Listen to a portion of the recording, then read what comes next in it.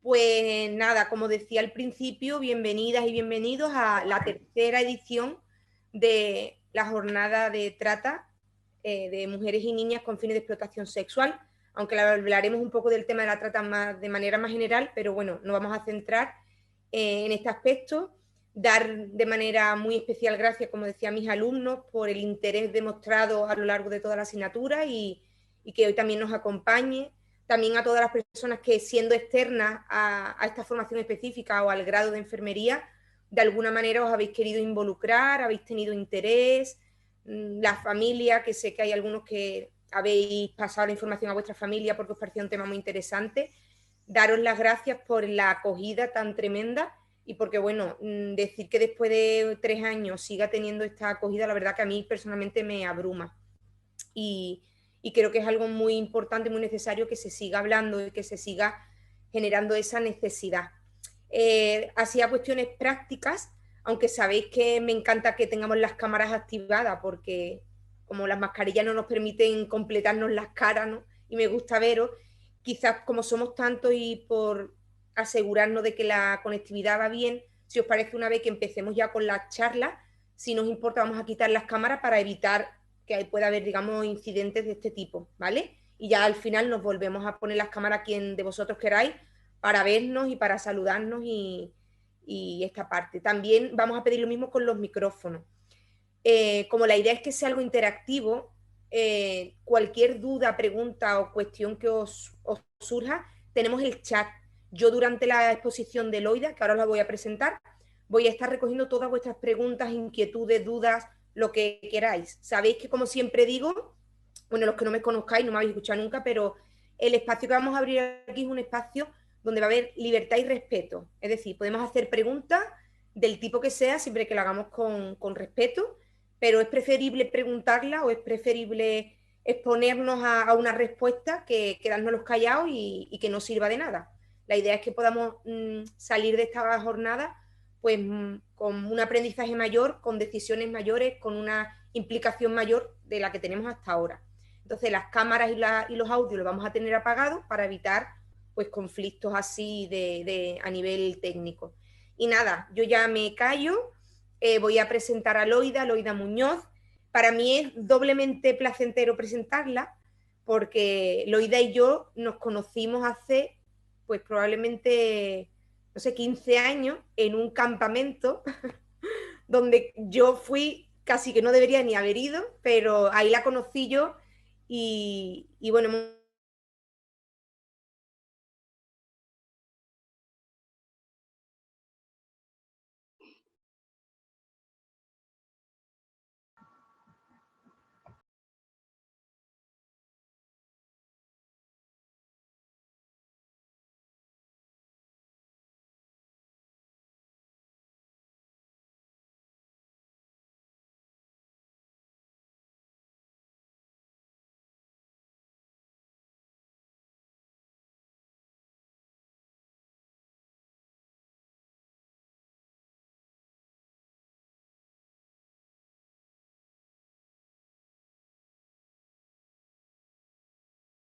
Sí, buenas, disculpa un momentito, ¿vale? Que ha tenido un problema Miriam y lo intentamos resolver.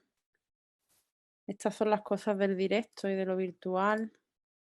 Venga, lo vamos a intentar. Voy, Miriam.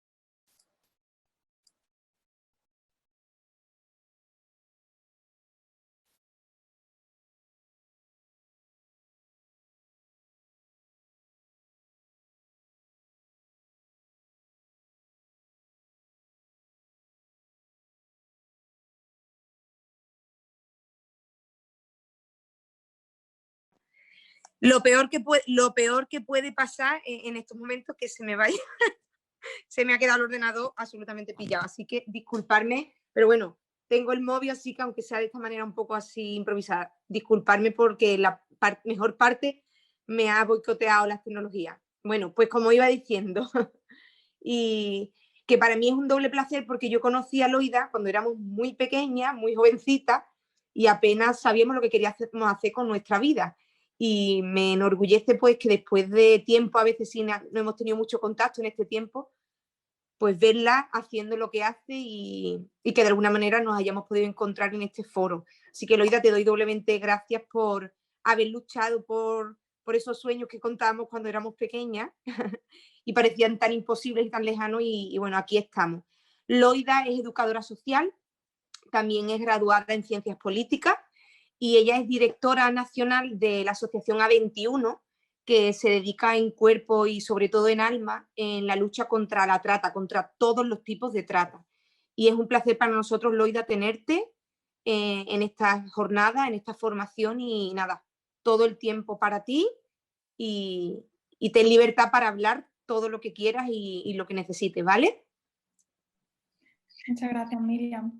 Bueno, buenas tardes a todas y todos. Gracias por vuestro tiempo y gracias, Miriam, por esa introducción, porque la verdad que creo que es de las mejores introducciones que han hecho, porque creo que más allá de los títulos, lo que uno pueda decir de alguien cuando lo presenta en una conferencia como esta, lo personal deja mucho que ver y espero, para mí no es otra cosa que un testimonio de que cuando uno tiene pasión por el ámbito social, como cada uno de vosotros en esta tarde seguramente, o por ayudar a las personas, cuando realmente sigue ese camino, pues ves que a largo plazo o a medio plazo eso da frutos, ¿no? Así que espero que eso para vosotros sea también de ánimo. Bueno, como he dicho, gracias a todos y cada uno y cada una por estar en esta tarde y por supuesto gracias por la invitación a Miriam, a Inmaculada, a la universidad por haber contado con nosotros en esta tarde. Y básicamente el objetivo de esta tarde para mí personalmente es que podamos aprender juntos lo que es la trata de personas, que sé que es la asignatura de género y salud del grado de enfermería lo habéis estado trabajando, pero quiero hacerlo de una manera más amplia, también viendo un poquito cuáles son los otros tipos de trata, pero sobre todo me interesa que además de la información que os llevéis formación en cuanto a qué vosotros y vosotras podréis hacer como profesionales en vuestro ámbito de trabajo, que será en unos años, para luchar contra la trata y detectar a víctimas de trata. Así que vamos a dividir, si me lo permitís así, en dos partes lo que es la formación. Una primera parte, os digo, vamos a tratar de manera general qué es la trata y una segunda parte donde presentaremos estos indicadores que será una parte un poquito más técnica, donde yo os animo a tomar notas siempre como si esto fuera una clase, incluso con más quizás interés, si es que se puede mostrar, sobre todo porque quizás hay información, hay estadísticas, hay cuestiones que no vais a encontrar en otros sitios o salen reflexiones que quizás después os gustaría volver a hacer una relectura de eso. Entonces os animo a tomar notas, sobre todo en la parte final de los indicadores, para que vosotros mismos lo podáis tener muy presente. Y por supuesto recordar lo que ha dicho ya Miriam, que la idea es que podáis expresar todas las dudas, comentarios, todo lo que os surja, lo podáis expresar en el chat y al final vamos a tener un tiempo para hablar de esas cuestiones que planteéis, ¿vale? Así que, dicho esto, voy a compartir mi pantalla. Y nada, vamos a comenzar. Bueno, A21 somos una organización internacional, ya hemos dicho que trabajamos contra la trata de personas en todas sus formas, no únicamente contra la trata sexual, sino con las otras formas de trata que hay, que las vamos a repasar, como he dicho, durante el día de hoy.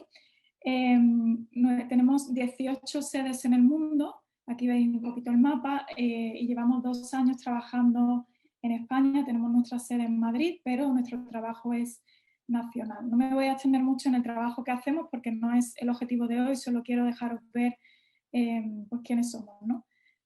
Aquí trabajamos una estrategia integral contra la trata y os voy a mostrar los 3 pilares de esa estrategia. El primero de ellos es alcanzar, que tiene que ver con prevenir, sensibilizar y educar a la población, tanto a la población vulnerable, la sociedad civil en general, y también implementar currículum educativo en todo el sistema educativo de cada país, ¿vale? Y bueno, hay muchísimos programas y veis la página web y os animo a que al final ya de esta formación o cuando tengáis un momento pues podáis visitarla. Rescatar es el cómo provocamos el rescate de las víctimas y para ello colaboramos obviamente con las fuerzas policiales de cada país. Tenemos teléfonos de denuncia nacional, para que lo entendáis, como si fuera el 016 contra la violencia de género, pues lo que nosotros tenemos son teléfonos nacionales contra la trata, que no son teléfonos de 21, es decir, nosotros los llevamos y nosotros los financiamos, pero pasan a ser el teléfono nacional de los países para que la gente pueda reportar o informar, mejor dicho, de casos de trata, ¿vale? Y tenemos grandes campañas. De hecho, hoy vengo de presentar, y ha sido un placer, con la Policía Nacional, esta campaña que veis aquí abajo que pone Can You See Me. Hoy hemos hecho una rueda de prensa, la podéis encontrar en internet también, donde hemos presentado esta misma campaña aquí en España con el tema de explotación sexual infantil online. Así que hoy está siendo un día muy emocionante por estar con vosotros y también por lo que hemos estrenado esta mañana. Y por último, Restaurar, donde tenemos recursos residenciales de acogida para las víctimas y supervivientes de trata de personas, donde por supuesto damos una atención integral a todas sus necesidades y las acompañamos en su camino de manera personalizada, individual, para que lleguen a recobrar las vidas que se les ha quitado, ¿no? Se les ha robado. Así que, dicho todo esto, de nuevo os invito a que visitéis la página web y ahí vais a encontrar mucha más información. Y aquí tenéis la estructura que ya he explicado brevemente, pero lo podéis ver un poquito más como un índice en lo que vamos a profundizar hoy. ¿Qué es la trata de personas? Suelo hacer esta pregunta abierta para que me contestéis, pero obviamente porque somos muchos y por el tiempo también no lo puedo hacer hoy. Pero normalmente cuando hago esta pregunta, pues la referencia que suelo tener es que la gente suele escuchar algo en prensa, suele escuchar algo relacionado con trata sexual, con esclavitud, pero no llegamos a entender bien cuál es la problemática, porque reconozco desde el principio, y lo hago como un reconocimiento personal, que entender esta problemática lleva tiempo, porque hay muchos factores incluidos y no es tan fácil como entender otro tipo de problemáticas. Siempre pongo el ejemplo. Cuando hablamos de que hay falta de agua o falta de alimento en ciertos países, es fácil de entender para nosotros. Hay falta de recursos y lo sustituimos, pero la trata de personas es un crimen organizado donde hay muchos factores involucrados y por lo tanto entender el problema, ojalá si de esta formación de hoy pudieras entender el problema de una manera completa, para mí sería todo un éxito. Así que eso es lo que vamos a hacer hoy, saber qué es la trata de personas. Lo primero que tenéis que saber es que la trata de personas es esclavitud moderna, y esto no es un término que usamos nosotros como organización, sino que es un término que se usa a nivel institucional, muchísimas entidades lo usamos, porque es reconocida como la nueva esclavitud, como la esclavitud del siglo XXI. Y esta terminología de esclavitud nos puede sonar algo muy antiguo del pasado, pero realmente hace referencia a lo que están sufriendo las víctimas hoy. Entonces, para hacer una introducción voy a poner este vídeo. Os pido que estéis atentos porque van a salir términos bastante interesantes que nos van a dar perspectiva para introducir esta pregunta o para responder esta pregunta de qué es la trata de personas. Todos nacemos con derecho a ser libres, pero no todos tenemos las mismas oportunidades. La esclavitud de nuestro siglo es una crisis global que hoy en día afecta a más de 40 millones de personas en el mundo. Eso es 1 de cada 200 personas. En nuestros países y en nuestras ciudades, en nuestros barrios y en nuestros hogares. Te presentamos el crimen de las contradicciones, la trata de personas. El riesgo es bajo, pero el beneficio es alto. Está oculto, pero a vista de todos. Es ilegal, pero se ignora. Hoy más que nunca, millones de personas son explotadas y se saca provecho de sus cuerpos y su trabajo. ¿Pero cómo ocurre? ¿Qué es lo que tienen en común las víctimas de trata? La vulnerabilidad. Algunas personas son vulnerables porque nacen en pobreza, son parte de una minoría o tienen que luchar diariamente por sustentar a sus familias. Otras se topan con la vulnerabilidad, situaciones de abuso y sufrimiento. Y otras son vulnerables porque se encuentran en medio de situaciones difíciles, conflictos, desastres naturales o en países en guerra. Las víctimas de esclavitud suelen ser personas que están buscando cómo mejorar su situación, conseguir un trabajo, una relación, un futuro mejor, una vida mejor. Los tratantes convierten esas expectativas en explotación. Lo hacen a través de la fuerza, el engaño o la coacción. Después de captarlas y explotarlas, durante meses y años, esas personas son obligadas a mendigar en las calles de Bangkok, cocinar en una casa en Londres, coser ropas en una fábrica de Bombay, trabajar en la construcción de edificios en Barcelona o a ser explotados sexualmente en decenas de ciudades estadounidenses. Desgraciadamente, solo algunas víctimas logran escapar o que las rescaten. Y para las que lo consiguen, las experiencias de explotación amplifican los factores de vulnerabilidad anteriores y sin intervención, las víctimas pasan a ser revictimizadas una y otra vez. Vulnerabilidad, explotación, revictimización. Vulnerabilidad, explotación, revictimización. Vulnerabilidad, explotación, revictimización. ¿Lo ves? La trata de personas es un ciclo, pero en todo el mundo el ciclo se está rompiendo. Nosotros sabemos cómo parar el ciclo de la trata y con tu ayuda lo conseguiremos.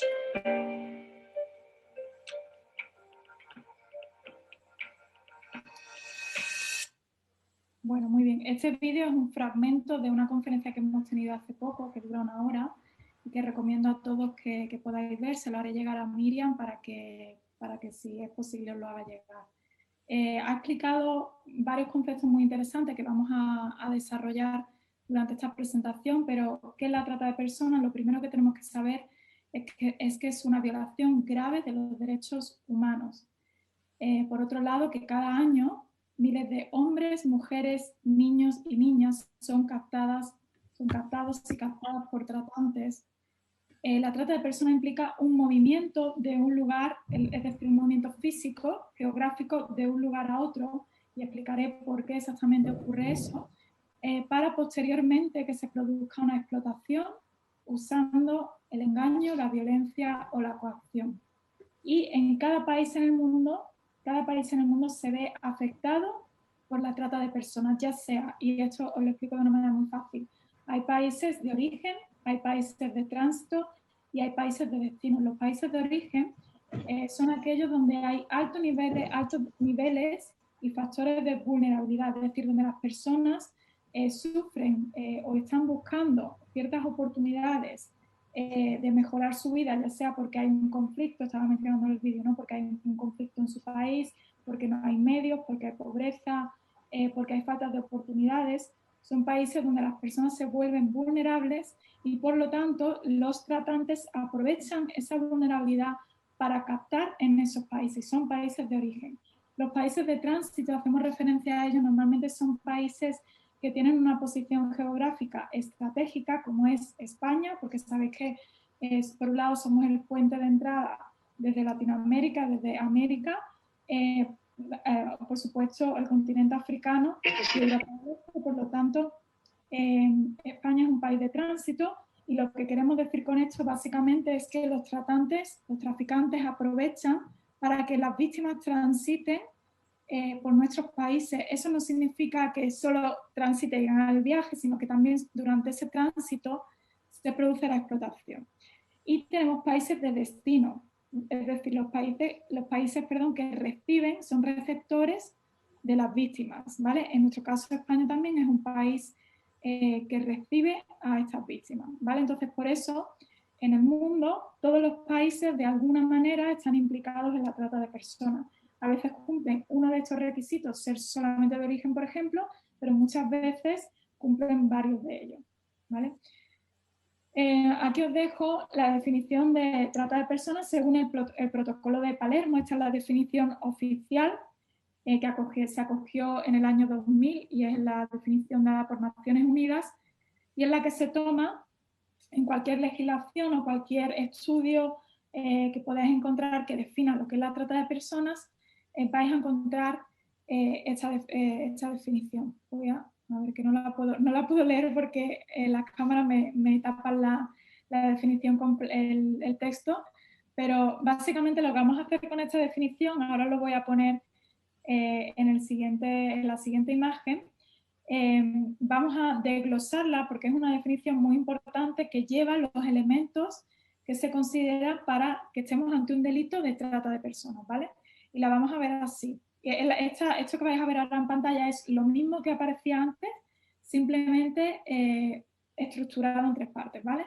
Los elementos claves de la trata de personas de esta definición del Protocolo de Palermo de Naciones Unidas son estos: la acción, el medio y los fines. Y os lo he querido poner así también porque estos 3 bloques que estáis viendo aquí son esenciales tenerlos en mente a la hora de que ejerzáis en vuestra profesión, porque os van a dar las pistas para detectar una posible víctima de trata, y ahora lo vamos a entender un poco mejor. Entonces, primeramente, en la trata de personas se produce una acción, que puede ser la captación de las víctimas, su transporte, la transferencia, el alojamiento o la recepción de personas. ¿Cómo se produce esto? Pues a través de la amenaza o el uso de la fuerza, es decir, los tratantes, los malos, las mafias usan la amenaza, el uso de la fuerza, la coacción, el rapto, el fraude, el engaño, el abuso de poder o vulnerabilidad, la concepción o recepción de pagos o beneficios. Ahora, ¿para qué? ¿Cuáles son los fines según esta definición? Esta explotación, los fines son la explotación e incluyen la prostitución ajena, la explotación sexual, el trabajo forzado, la esclavitud, el tráfico de órganos y otros tipos de explotación. De hecho, la definición dice como mínimo estos tipos de explotación, pero puede incluir otros más. De hecho, nuestro Código Penal incluye otros tipos de explotación, además de los que se mencionan aquí. Entonces, dicho esto, estos son los tres elementos que tenemos que reconocer para estar ante un caso de trata de personas, ¿vale?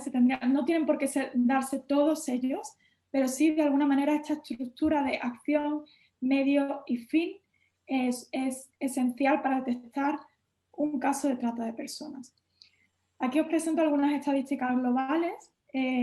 Yo siempre digo que las estadísticas nos enfrían porque solo son números al final, ¿no? Pero tenemos que pensar en cada persona que hay detrás de ellas, ¿no? De estos números, quiero decir. Y por supuesto, esto nos da un poquito de perspectiva de lo que está pasando en el mundo.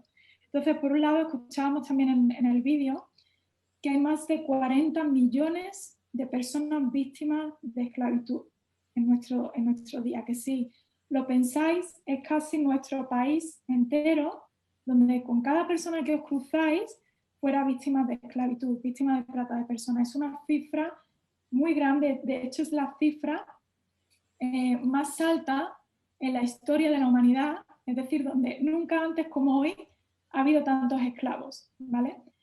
O sea, estamos ante una crisis y para mí la pregunta, de hecho, una de las cosas que a mí me mantuvo en este tema, porque fui voluntaria durante 6 años con A21 antes de trabajar, y yo comencé a ser voluntaria porque no podía tolerarme a mí misma vivir con 40 millones de personas en el mundo siendo esclavizadas y no hacer nada, porque una de las cosas que a mí personalmente me frustraba era saber que en otras épocas de la historia había habido este tipo de injusticias tan grandes y tan visibles y la sociedad no había hecho nada o quizá no demasiado para acabar con ellas. Así que puedo deciros que para mí fue una razón personal por la que yo me involucré, saber que hay más esclavos que nunca antes en la historia de la humanidad y que yo estoy viviendo al mismo tiempo que ellos y por lo tanto tengo una responsabilidad de hacer algo. Aquí hay una cifra muy interesante, una estadística. El 99% de las víctimas no son identificadas, solo identificamos mundialmente al 1% de las víctimas. Esto pasa por varias causas, de hecho tiene que ver con la formación también, una de las cosas que estamos haciendo hoy. O sea, que este tipo de formaciones son esenciales para detectar casos de trata de personas, pero este dato también nos revela que probablemente el de 40 millones de personas es solo la punta del iceberg, puesto que las estadísticas al final las desarrollamos a partir de los datos que están dando los gobiernos y las entidades. Por lo tanto, si estamos diciendo que no estamos identificando al 99% de las víctimas, el dato final que tenemos de personas víctimas de trata quizás es solo la punta del iceberg de lo que realmente está pasando. Se estima que la trata de personas mundialmente genera 126.000 millones de euros al año. Con esto lo que queremos decir es un crimen lucrativo, es un crimen que genera mucho dinero y que por lo tanto hay muchos intereses como para que esto siga pasando. Aquí hay un dato muy interesante que creo que además tiene que ver mucho con la asignatura y con la temática como la queremos plantear hoy, que es que el 71% de las mujeres, de las víctimas, de trata, son mujeres y niñas. Es decir, hay una cuestión de género cuando hablamos de trata de personas, donde mucho más de la mitad son víctimas mujeres o niñas, ¿vale? Aquí veis otra, se estima que una de cada 4 víctimas de trata son niños y en Europa solo 1 de cada 100.000 tratantes son condenados. Y esto ocurre porque el riesgo, y eso también lo mencionaba el vídeo, el riesgo para un tratante es muy lucrativo ser tratante de personas, incluso más que ser tratante o traficante, perdón, de drogas. Porque cuando yo trafico con droga, imaginaos, si yo vendo droga y hago aquí un intercambio a una persona, voy a tener beneficios una vez, es decir, me voy a lucrar económicamente una vez de ese traspaso de mercancía. Y además la droga la llevo yo encima, por lo que si la policía me coge, tiene una causa por la que echarme la culpa a mí, de condenarme o inculparme a mí por ese delito. Sin embargo, los tratantes les es mucho más rentable comprar y vender personas. ¿Por qué? Primero porque cuando yo tengo una mujer que está siendo explotada sexualmente, la vendo 30, 40 veces a la noche. Es decir, me está generando 40 veces a la noche un beneficio económico. Y por otro lado, hay todo un proceso de quebrantamiento de las víctimas, y se llama así, por donde yo someto la voluntad de la víctima a mi voluntad como tratante, y por lo tanto, si pillan a esa víctima haciendo algo o la interrogan, hay muy pocas probabilidades o posibilidades de que esa víctima me inculpe a mí como culpable del delito, porque yo la he amaestrado totalmente o adiestrado, si podemos usar ese término tan duro, para que no me inculpe. Por lo tanto, si tienen algo de que acusar, va a ser a ella y no va a ser a mí como tratante. Así que ya veis que es un alto beneficio económico con muy bajo riesgo de que me pillen y que me inculpen como tratante, puesto que solo 1 de cada 10 tratantes, 100.000, perdón, tratantes son condenados, ¿vale? En cuanto a estadísticas nacionales, aquí os dejo algunas. En España se estiman que existen 105.000 personas que están en esclavitud en nuestro país, pero de nuevo estas cifras, y esto está reconocido en informes oficiales y las organizaciones, las entidades que trabajamos en España, creemos que solo es la punta del iceberg y que son muchísimas más las víctimas que hay en nuestro país, pero es un dato que aparece en un informe, así que nosotros siempre hacemos referencia a los informes que hay. La trata de personas con fines de explotación sexual, solamente con fines de explotación sexual, genera en España 5 millones de euros al día. 5 millones de euros al día la trata con fines de explotación sexual en nuestro país. Aquí mencionábamos antes, España es un país de destino, tránsito y origen, ¿vale? Primeramente os comentaba antes que por nuestro país transitan a las víctimas, también somos un país donde se explotan a las víctimas, y desde el año 2019, un reporte internacional de Estados Unidos que sale cada año y nos deja ver el estado de cada país, nos puso también como país de origen, donde los tratantes ya no solo explotan a las víctimas en nuestro país, sino que también captan a las víctimas para ser explotados en otros países. Así que ya veis cuál es nuestra situación actual. Se detectaron 59.707 personas en riesgo de trata con fines de explotación sexual entre los años 2014 y 2018. Fijaos, es un dato, si pensamos fríamente, estamos hablando de un dato enorme, o sea, son muchísimas las mujeres, también hombres, pero en este caso si hablamos de trata sexual, los hombres son una minoría, pero personas que están en riesgo de sufrir trata sexual en nuestro país.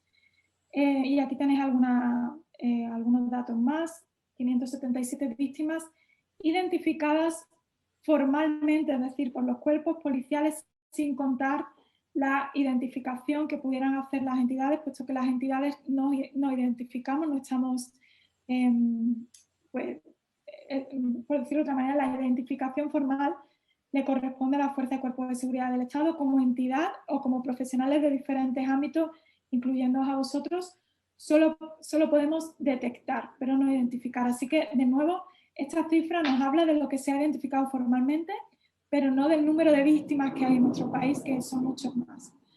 Y ahí tenéis países de origen en los que recibimos para explotación en España, ¿vale? Ya veis que todos ellos son países donde hay situaciones de vulnerabilidad y por lo tanto las personas están desesperadas por salir de esa situación, son engañadas y son traídas a nuestro país para ser explotadas sexualmente o de otro tipo de forma de trata. Aquí veis un poco el bajo riesgo, alto beneficio que comentaba antes.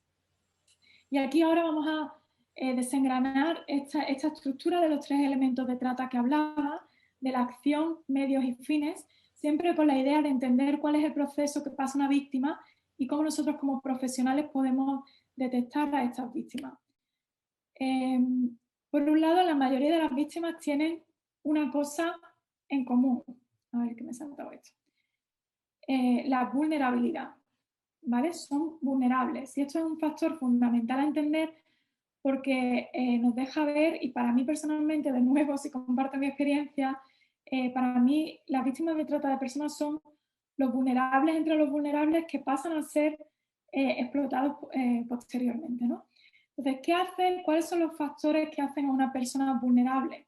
Pues obviamente hay muchísimos factores, aquí solo hay alguna mención a algunos de ellos, pero podéis imaginar que la pobreza, la edad, no tener hogar, estudios, trabajo, conflicto armado, la inestabilidad económica, las adicciones, los problemas de salud mental. Aquí podríamos añadir el tema del género, hemos visto antes que es un factor de vulnerabilidad, ser mujer, situación de inestabilidad en el país. Todos estos factores hacen que una persona al final, si lo explicamos de una manera muy sencilla, esté desesperada por mejorar su situación y básicamente lo que los tratantes hacen es aprovechar esa desesperación o esa ilusión que tienen por mejorar sus vidas y las capten. Y ahora vamos a ver cómo se produce esa captación, ¿vale? Así que es muy importante entender que las personas que son víctimas de trata tienen un factor en común que son personas vulnerables, la vulnerabilidad. ¿Cómo se convierten en víctimas de trata? ¿Cuál es el método que usan estos tratantes para captar a sus víctimas? Aquí tenemos algunos de ellos. Los 3 primeros que veis en la parte de arriba suelen ser los más comunes, sobre todo en España, cuando nos encontramos con víctimas de trata, y los que tenemos abajo se dan también, pero quizás en nuestro país no tienen tanta relevancia, aunque no significa que no ocurran, ¿vale? Normalmente los tratantes hacen varias cosas. Por un lado, la falsa oferta de empleo es uno de los métodos más empleados por los tratantes, donde básicamente, como podéis entender, ofrecen un empleo falso a la víctima que está ilusionada con rehacer su vida, con mejorar su situación, con ayudar a su familia. Ofrecen, imaginaos, un trabajo donde va a tener un buen sueldo, donde además el tratante le ofrece pues que va a tener todas las facilidades para venir al país, te vamos a ayudar con tus papeles. Normalmente además suelen ser, los tratantes usan a personas cercanas a las víctimas, es decir, hay veces que vamos a encontrar estas falsas ofertas de empleo en internet, pero hay también veces que van a ser conocidos del boca a boca. Oye, yo tengo un primo que vive en España y que me ha dicho que hay mucho trabajo cuidando a personas mayores, ¿por qué no te vienes y trabajas y además nosotros te ayudamos con el hospedaje y no vas a tener problemas? Resulta que cuando llegan, esa oferta de empleo era falsa y esa persona no va a cuidar a un anciano, por ejemplo, sino que pasa a ser explotada sexualmente o a sufrir otro tipo de explotación. Con promesas de una vida mejor es muy similar a esto que estoy comentando, simplemente que no hay una oferta explícita de trabajo, sino que puede ser precisamente, oye, vente aquí un tiempo, te acojo en mi casa o conozco a alguien que te pueda acoger, que te pueda ayudar y después tú ya le devuelves el dinero y al final hacen promesas donde las víctimas caen en esas promesas inocentemente y obviamente toda una mentira para, como digo, posteriormente explotarla. El método Loverboy es un método también muy común de captación que se suele usar sobre todo en Europa del Este, pero también hemos tenido casos, incluso en origen, casos aquí en España, donde se da, y uno de los métodos es el método Loverboy, donde se da la captación mediante este método. Básicamente consiste en una relación amorosa que se crea en el tiempo, es decir, se gana la confianza de la víctima, normalmente es un chico, que se gana la confianza de la víctima a través de, ya os digo, una relación primero que es de amistad, se vuelve una relación amorosa y cuando hay una confianza ganada, pues el chico obliga a la chica normalmente a ejercer la prostitución, es decir, pasa a ser una víctima de trata con fines de explotación sexual. Ya os digo que es un método muy común y ahora los tratantes desde hace un tiempo ya, pero durante la pandemia mucho más, se están usando las redes sociales, todo lo que tiene que ver con el mundo de Internet, para ejercer este tipo de contacto con sus víctimas. El rapto es un método minoritario, pero sí que los tratantes también lo usan, sobre todo para captar a víctimas menores de edad, o no captarlas, sino simplemente raptarlas para después explotarlas, o bien porque se les antoja un perfil muy concreto de persona a la que quieren comercializar y por lo tanto se produce un rapto por esta cuestión, ¿vale? Vendido por familiares, gracias a Dios no es una metodología que encontremos mucho en España, aunque sí se han detectado casos, hemos trabajado con casos donde las víctimas habían sido vendidas en origen por sus familiares, pero en países donde desgraciadamente quizás no hay recursos económicos o no hay trabajo o por cuestiones que para nosotros aquí es muy difícil de comprender, las familias venden a sus propios hijos pues para, de nuevo, a las mafias para ser explotados, ¿vale? Nosotros en Tailandia, por ejemplo, que trabajamos, también en Camboya es uno de los métodos que más encontramos donde las familias venden a sus propios hijos y os puedo decir desde casi recién nacidos, pero sobre todo niños de a partir de 4 o 5 años pasan a estar en manos de explotadores, sobre todo con fines sexuales o de mendicidad forzada también. Y el pago de deuda es un método muy común también que está alineado con este de promesas de una vida mejor, pero básicamente los tratantes imponen una deuda ficticia a sus víctimas donde le dicen, mira, yo te he traído a España y tu billete me ha costado, imaginaos, 5.000 euros. Tramitar tus papeles me ha costado 2.000. El hospedaje que te he dado durante 3 meses me ha costado otros 5.000. Al final tu deuda va a ser de 30.000 euros. Y hasta que no me pagues esta deuda, no vas a ser libre y no vas a poder ejercer tu vida de manera normal.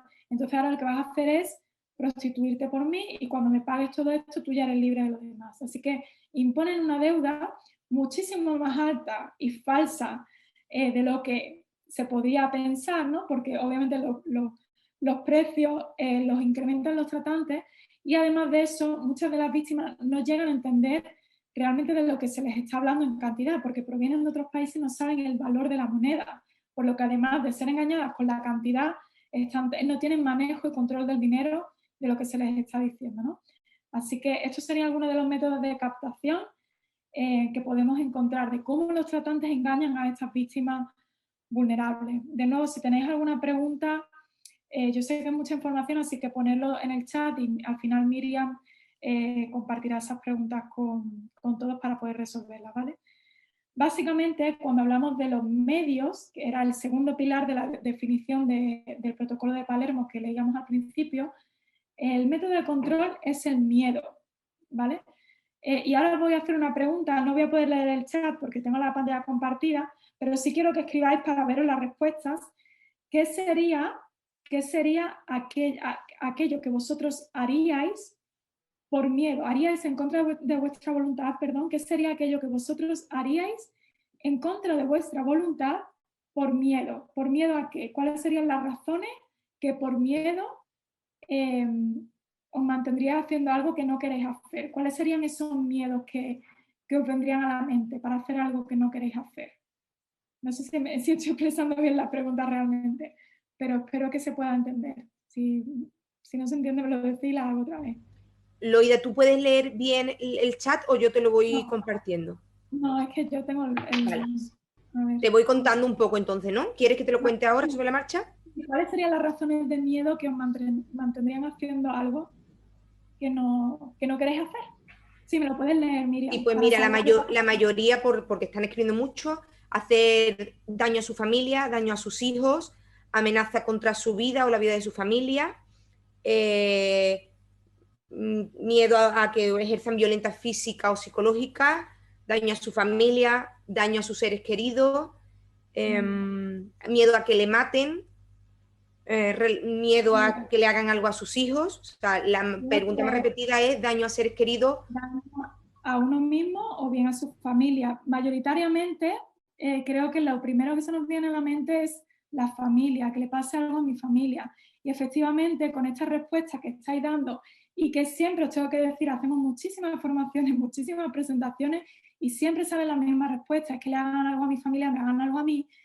Básicamente, nos deja ver qué es lo que están viviendo estas víctimas, por qué están haciendo algo que no quieren hacer en contra de su voluntad y es por miedo. Y aquí tenéis algunas de las razones que vosotros mismos y vosotras habéis expresado.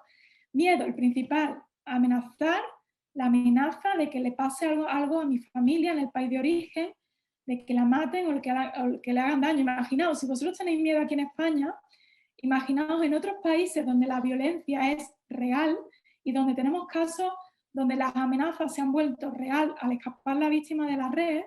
Imaginaos ese miedo que sobrecoge cuando los tratantes saben dónde vive, cuando los tratantes conocen a tu hijo, conocen a tu madre, conocen a las personas más queridas, y al final no solo los factores de vulnerabilidad de origen, sino que además ahora el miedo a que algo mucho peor le pasa a tu familia, ¿vale? Entonces ese es el número uno y tenéis que, cada vez que penséis en víctimas de trata, tenéis que pensar personas vulnerables que están atadas al miedo que les meten y al miedo que ya mismo uno trae de origen, ¿no? Ejercicio de la violencia, ya sea contra ellos mismos o con sus familiares de nuevo, ¿no? Lo que hacen las víctimas, los tratantes para hacer, y esto es una cosa muy importante para vosotros como profesionales o futuros profesionales, que tenemos que entender, y es que los tratantes mueven constantemente a las víctimas del lugar para hacerlas más vulnerables. Es decir, si yo geográficamente voy moviendo cada cierto tiempo a las personas, eso hace que no puedan crear lazos comunitarios, ni relacionales, ni sociales, ni idiomáticos de ningún tipo, y por lo tanto escapar sea mucho más difícil, conocer los servicios sea mucho más difícil. Así que esto también es una cuestión muy interesante a tener en cuenta. Miedo, ya podéis ver ahí algunos más, no me voy a parar en todos, pero por supuesto al arresto, a la deportación, a que retengan los papeles, se crea la deuda ficticia, ya lo hemos dicho, pues tengo miedo y hasta que no pague esa deuda no voy a salir porque sé que son violentos, porque sé que me pueden hacer algo y de nuevo pueden hacer algo a mi familia, ¿vale? O le amenazan, por ejemplo, con deshonrarle, es decir, tú te estás prostituyendo, que en verdad es mentira, estás siendo obligada a prostituirte y entonces si no haces lo que yo te digo voy a decirle a toda tu familia lo que está pasando, no es lo que estás haciendo. Y por último, esto pasa sobre todo mucho, el control mediante rituales espirituales, que suele ser el método vudú y juju, con víctimas de procedencia africana. Os voy a enseñar una foto. Para nosotros quizá no es relevante porque tiene un contenido espiritual donde a las víctimas africanas, sobre todo como digo de Nigeria, antes de salir del país le hacen una sesión de brujería, de santería, donde aquí estas fotos que veis son pelo púbico, uñas, dientes, hay un poco de todo, ¿no? Pero básicamente es un pacto que hacen donde se comprometen pues, a estar en silencio de todo lo que les va a pasar, a ser parte de todo el trayecto. Obviamente no sé por de manera explícita lo que van a tener que hacer en ese pacto, ¿no? Pero básicamente le cambian el nombre también, les pegan, ya veis ahí alguna fotografía. Básicamente ellas creen que si rompen este ritual que han hecho, es decir, revelan su nombre o escapan de la situación o piden ayuda, va a caer una maldición sobre su familia. Entonces muchas veces, al final, con esto también quiero decir, las cadenas de la esclavitud que tenemos hoy no son cadenas físicas quizás, que también las hay, sino son cadenas mentales e incluso espirituales para este tipo de víctimas, ¿no?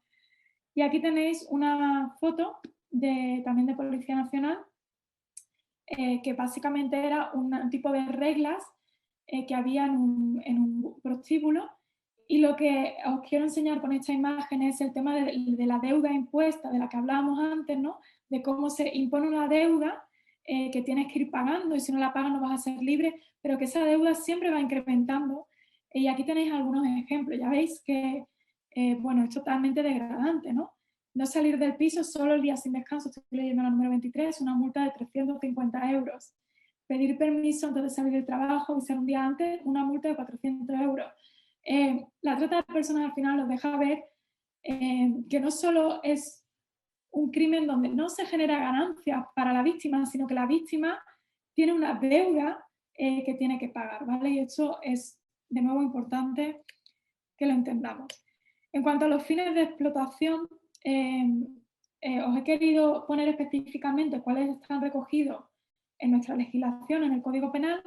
Hay más a nivel mundial, como son, por ejemplo, los voy a mencionar, la adopción irregular, el tráfico de órganos, los niños soldados, y hay uno más por ahí, no quiero traerlo a la mente sin engañaros, pero aquí tenéis básicamente los que tenemos reconocidos en nuestro país. Uno de ellos es el trabajo forzoso, que incluye la servidumbre doméstica o la mendicidad forzada, ¿vale?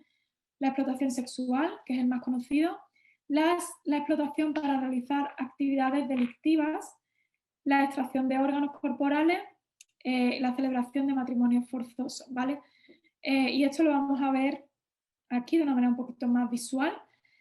Creo que a todos nosotros nos puede sonar más el trabajo forzoso y la explotación sexual, porque son conceptos que comenzamos a entender un poquito más, y además, como lo habéis visto en la asignatura, el de la explotación sexual, probablemente tengáis un mayor entendimiento, pero yo os animo, y quizás también incluso desde una perspectiva de género, a que podamos incluir hoy otros tipos de trata que, de nuevo, están tipificadas en nuestro Código Penal y ocurren en nuestro país y son totalmente invisibles, y por lo tanto sus víctimas son invisibilizadas también. Entonces, el trabajo forzoso, pensad que cuando voy a referir a cada uno de estos tipos de trata, hago referencia a lo que hemos estado viendo, ¿vale? Son víctimas vulnerables que han sido engañadas mediante métodos de captación y que por miedo están haciendo algo que no quieren hacer, y es que al final están sufriendo explotación, ¿vale? Entonces, cuando hablamos de trabajo forzoso, no estamos hablando de personas en malas condiciones laborales, ¿vale? Estamos hablando de víctimas de este tipo, de estos tres elementos en la definición que hemos visto. La mendicidad forzada, básicamente, son redes criminales que obligan a sus víctimas a ejercer la mendicidad. Tengo que decir que de ninguno de estos tipos de trata las víctimas van a poseer el dinero que generan, sino que ese dinero va a las mafias, e igual nos pasa con la mendicidad forzada, ¿vale? Entonces, yo siempre doy algunos consejos para cómo detectar o cómo ver la diferencia entre una persona que está siendo víctima de mendicidad forzada y una persona que es una persona en situación de sin hogar. La primera de ellas es que es una persona controlada, que la traen y la llevan a ciertas horas, a los mismos sitios, suele estar en lugares muy transitados donde hay mucho paso de personas, y por lo tanto se va a generar dinero. Suelen ser personas que no viven en la calle, entonces no vamos a encontrar que tienen, por ejemplo, mochilas o sus pertenencias personales, o no tienen, por ejemplo, perros, que sabéis que normalmente las personas que viven en situaciones de sin hogar muchas veces tienen ese amigo fiel, ¿no? que es alguien que les acompaña siempre, que puede ser un animal. En las personas que ejercen la mendicidad forzada normalmente no lo tienen. Otro indicador puede ser también para detectar este tipo de personas es que llevan mucho tiempo en el país, sin embargo no hablan nada del idioma, y eso nos deja ver que su entorno está siendo cerrado, es decir, que solo está teniendo relaciones con las personas de su red, que van a ser personas que hablan quizás su mismo idioma o de su país de origen, ¿vale? La explotación sexual está directamente relacionado con la prostitución y también con la pornografía, ¿vale?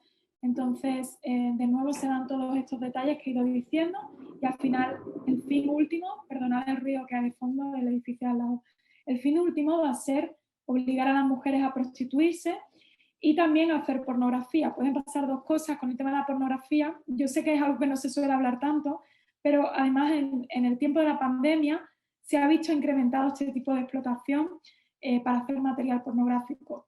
Y es que muchas veces lo que hacen es graban a las mujeres ejerciendo la prostitución, y esos vídeos los suben y hacen pornografía, por lo tanto tengo un doble beneficio, o bien son víctimas que están íntegramente dedicadas o las dedican a hacer pornografía, ¿vale? La criminalidad forzada, estamos hablando de redes criminales que obligan a personas a cometer hurtos, ¿vale?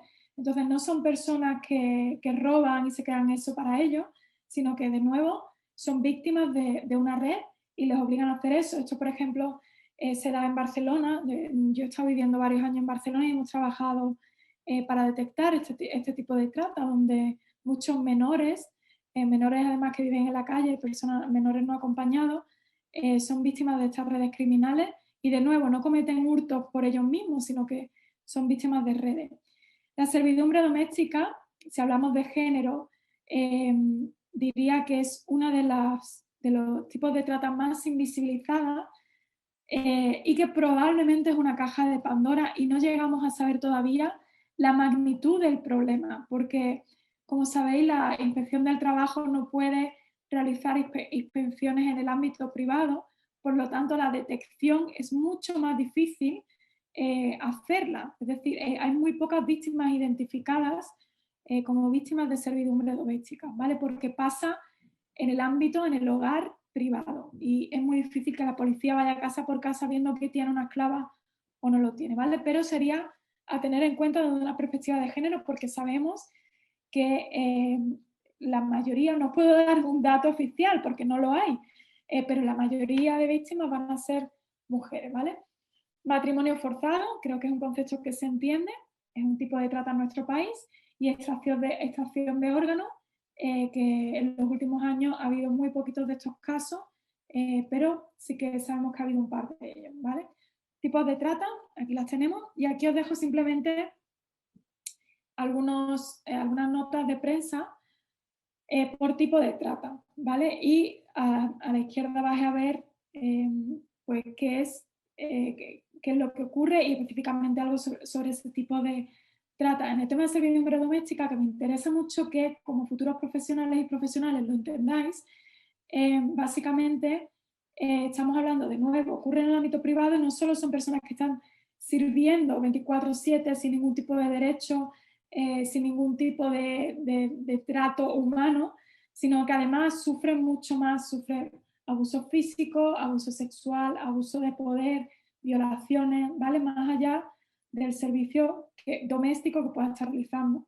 Aquí hay un titular muy curioso que para mi gusto está fatal redactado, pero bueno, así somos a veces la prensa en España. Muere un vigués, es decir, una persona de Vigo, al tirarse de un noveno piso tras la denuncia o tras un registro tras la denuncia de una esclava sexual, ¿vale? Este señor, esta noticia es de 2019, si no me equivoco, y este señor básicamente tenía a esta mujer en servidumbre doméstica y obligaba a esta señora a hacer todo lo que tenía que hacer en casa en tanga. Y además este señor vivía con su mujer, con su esposa, y tenía una hija también. Y obligaban a esta mujer a ejercer las tareas del hogar, además de en las pésimas condiciones en las que estamos hablando, que no hay que olvidarlo, pues además en ropa interior. La mujer tuvo una oportunidad, escapó, pidió ayuda a la policía y al producirse el registro el hombre acabó quitándose la vida, ¿no? Esclavas nicaragüenses, normalmente sabemos que el perfil de víctimas de trata de servidumbre doméstica van a ser mujeres, sobre todo de Latinoamérica, ¿vale? Por supuesto, no hay ningún tipo de ganancia del trabajo que realizan, ni llegan a poseer dinero, ni descanso, ni nada de eso.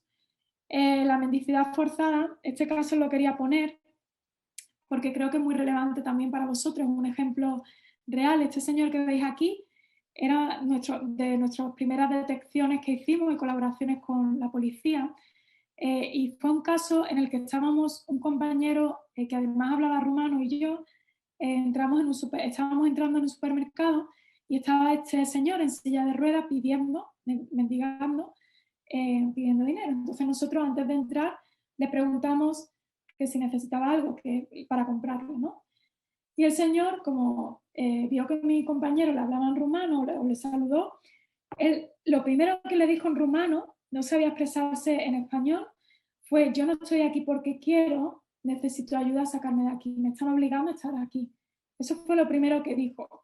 Efectivamente, lo primero que hicimos fue comprobar y estaba siendo vigilado por dos chicos más jóvenes, también eran de Europa del Este, que simplemente lo ponían cada mañana ahí y lo recogían por la noche y el hombre estaba ahí ejerciendo una mendicidad todo el día, era un señor mayor en silla de ruedas, ya veis. Y rápidamente, obviamente, denunciamos a la policía, comenzó una investigación que al final duró más tiempo de lo que debería haber durado, tengo que decirlo. Pero el dato interesante para mí aquí es que el hombre tenía unas condiciones de salubridad tan duras, y esto es algo muy importante para vosotros, que al rescatarlo se le tuvieron que amputar ambas piernas, porque estaba en un estado totalmente degenerada ya su salud. No había pasado por ningún tipo de chequeo médico, el hombre sufría problemas y al final se tuvo que amputar las dos piernas. Así que mendicidad forzada es otro de los tipos de trata que podemos encontrar y afecta a hombres y mujeres, ¿vale?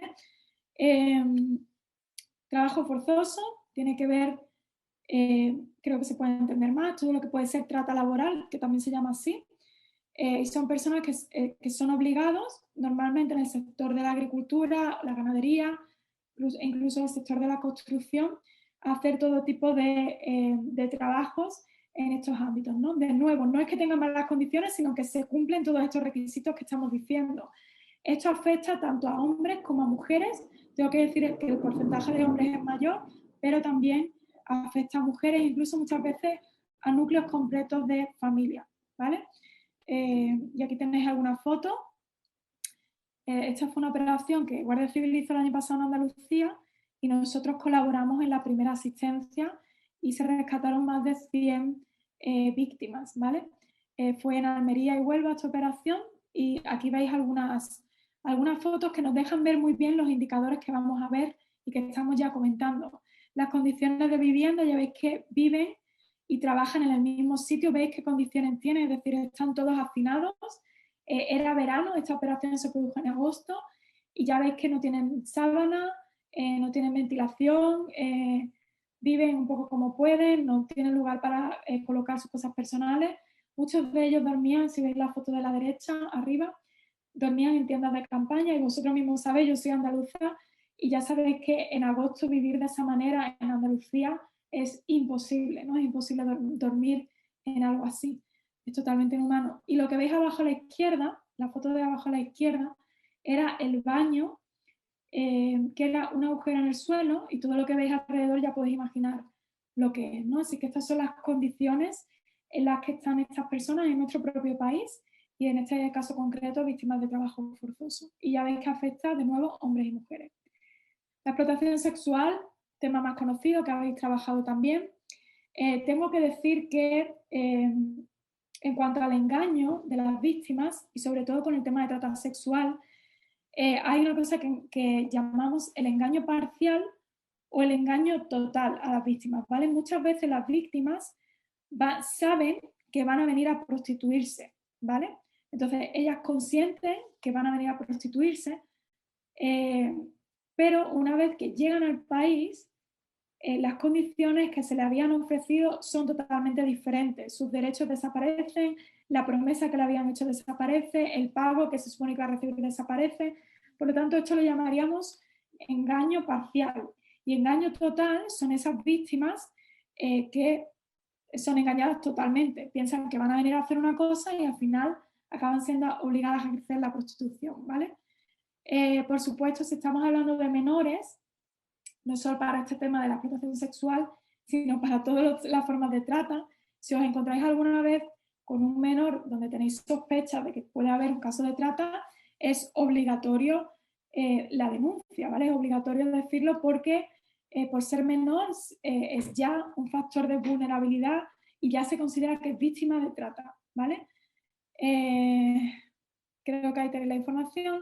Y aquí os quería poner un artículo reciente de este año, porque también hace referencia, podéis ir leyendo, pero en el antepenúltimo punto, veis que pone que eran grabadas mientras estaban ejerciendo, mientras que estaban con sus clientes. De este modo, por un lado hacían pornografía, por otro lado también coaccionaban y controlaban a sus clientes. Ya veis que eran obligadas a tener abortos espontáneos, espontáneos no, perdón, abortos obligados, y ya veis algunos de los datos que hay ahí, ¿no? Creo que de trata sexual, de hecho hoy Policía Nacional ha lanzado otra nota de prensa de un caso que hubo hace poco. Entonces es como que estamos más acostumbrados poco a poco a escuchar más sobre esto, ¿vale? Voy a pasar a la segunda parte. Miriam, no sé si hay alguna pregunta que sería interesante en esta sección contestar. Sí, mira, Alba Pascual nos comenta que si otra de digamos, de los indicadores referentes a la trata de las personas que se dedican a la mendicidad forzada puede ser el uso del mismo cartel con la misma información, pero diferentes personas en diferentes lugares, ¿no? No la misma persona siempre, sino el mismo tipo de cartel o con la misma información. Sí, totalmente. Puede ser un indicador y de hecho tengo que deciros que cada vez más, no de mi propia boca, pero he escuchado a personas responsables en Policía Nacional decir que un gran porcentaje de personas que ahora mismo están ejerciendo la mendicidad están siendo víctimas de trata. Entonces sí que sería un indicador también. Obviamente ahora lo vamos a ver. Un único indicador, sobre todo cuando penséis en el ámbito laboral, un único indicador, no podemos decir que ella es víctima de trata, sino que se tienen que dar varias cosas, ¿no? Eso también hay que tenerlo presente, pero obviamente puede hacernos ver que está siendo víctima quizá de una red organizada. Y también el perfil de persona. Normalmente las personas que obligan a ejercer la mendicidad, son personas que van a presentar algún tipo de quizás de deformidad, de deficiencia física, incluso mental, o personas mayores, o personas de ciertas etnias también. Entonces son factores a tener en cuenta, ¿vale? Vale, voy a pasar a la parte de los indicadores. Esta parte tengo que reconocer que es un poco más pesada, si lo queréis llamar así, porque quizás no hay tanta imagen, pero sí os animo a que estén muy, muy atentos y atentas, porque son esas alarmas rojas, ¿vale?, que en el ámbito de trabajo nos pueden saltar. Por lo tanto, escuchar esta parte es fundamental si queremos hacer una intervención desde el ámbito profesional, ¿vale? Yo sé que quizás he pasado muy por encima el tema de género, el tema de trata sexual en esta sección, pero es que realmente me parece importante, porque sé además de parte de Miriam que habéis estado trabajando todo esto, pero me parece muy importante que os llevéis esta última parte de los indicadores y que os sirva de un poco de formación, ¿vale? Entonces, de nuevo, en el tiempo de preguntas quizás podemos profundizar un poquito más en el tema de la mujer.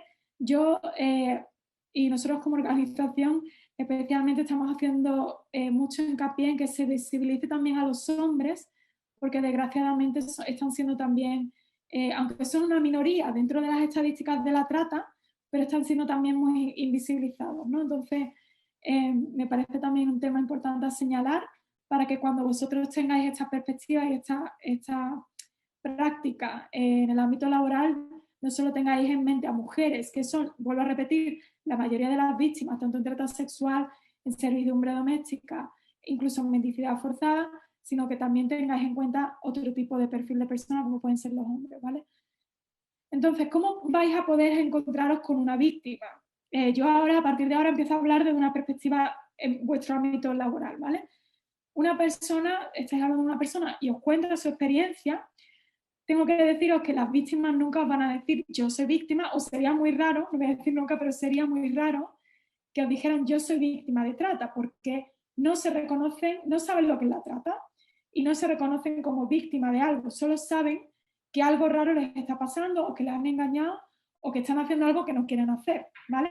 Pero no, es muy raro que alguien nos diga esa frase yo soy una víctima de trata de personas.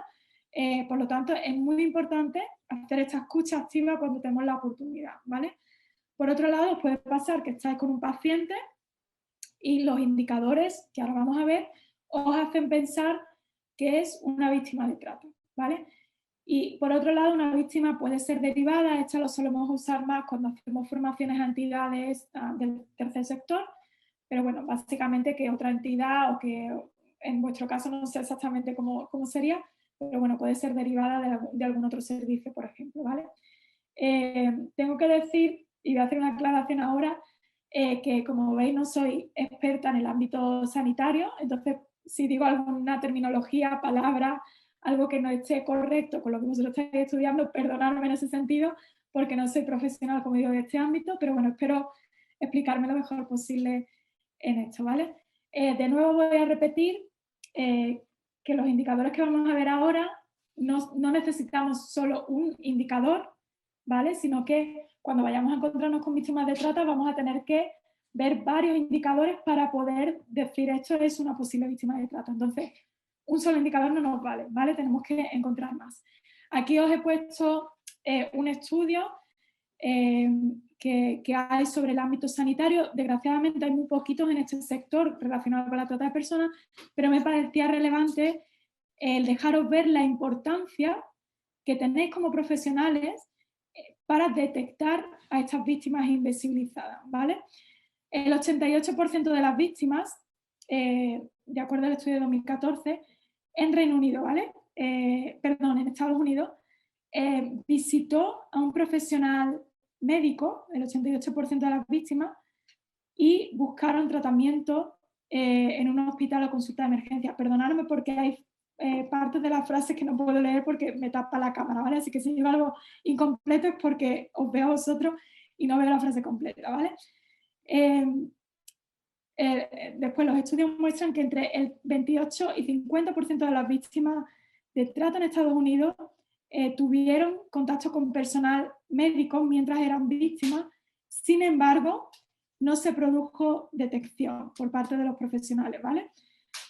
Y abajo veis el dato de Reino Unido, donde se reconoció que había una carencia de información en los profesionales para detectar víctimas de trata de personas y que el 71% de ellos no tenía la formación suficiente. Todo esto lo pongo aquí no como un punto de culpabilidad, ¿no?, sobre el sector o sobre los profesionales, sino como el punto que os anime a decir, hay muchas víctimas que están yendo a los centros sanitarios y es la única oportunidad que van a tener de ser detectadas como tal, porque de las pocas oportunidades de libertad que tienen, algunas de ellas, como veis aquí, el 88% de las víctimas visitó a un profesional médico, es decir, tenemos la oportunidad de detectar a estas víctimas en vuestro ámbito de trabajo y quizás es la única oportunidad que esas víctimas van a tener de ser detectadas, ¿vale? Eso es lo que quiero mostrar con esta información. Entonces, de nuevo, tenemos que tener un perfil en la cabeza cuando hablamos de víctimas de trata en nuestro país. Obviamente no significa que si alguien no entra en esta descripción no pueda ser víctima de trata, ¿vale? Pero sí son, de nuevo, factores que podemos tener en cuenta como personas en situación de riesgo. Menores de edad, especialmente aquellos que tienen historia previa al abuso, o bien también menores de edad que vienen o son procedentes, lo veis, niños de centros de acogida, menores no acompañados, este tipo de perfil quizás que ya les hace estar en una situación previa de vulnerabilidad, ¿vale? Migrantes en situación irregular, sabemos que una gran parte de las víctimas de trata en nuestro país son personas de otros países, son personas extranjeras y muchas de ellas son migrantes en situación irregular.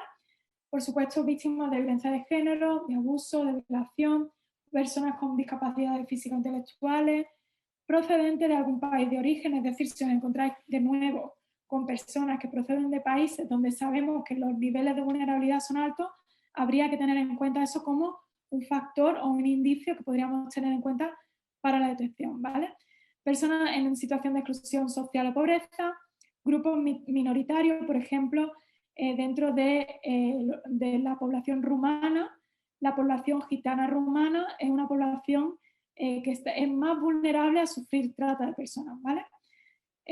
Personas con problemas de abuso de alcohol o droga. De nuevo, estos son sin estereotipar, por favor, a este tipo de personas, pero sí que nos puede de nuevo sumar a los indicadores que podamos encontrar, ¿vale?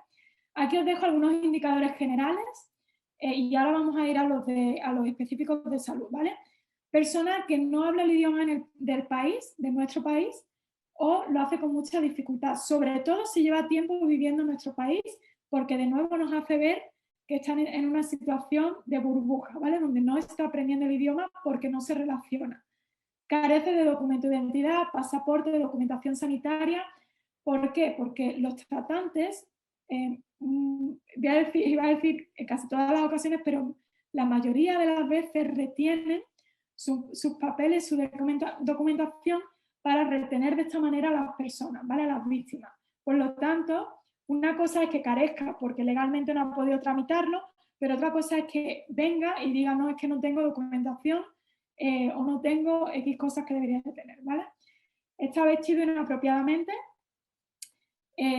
Por ejemplo, a mí me ha pasado en un aeropuerto donde yo había pasado el control de seguridad, estaba recogiendo mis cosas y automáticamente pasó una pareja, eran asiáticos, y él iba vestido muy formal, muy bien vestido, en chaqueta, iba impoluto, y llevaba una chica al lado que iba vestida con ropa como de verano, y estábamos en un país donde para nada era un clima de verano.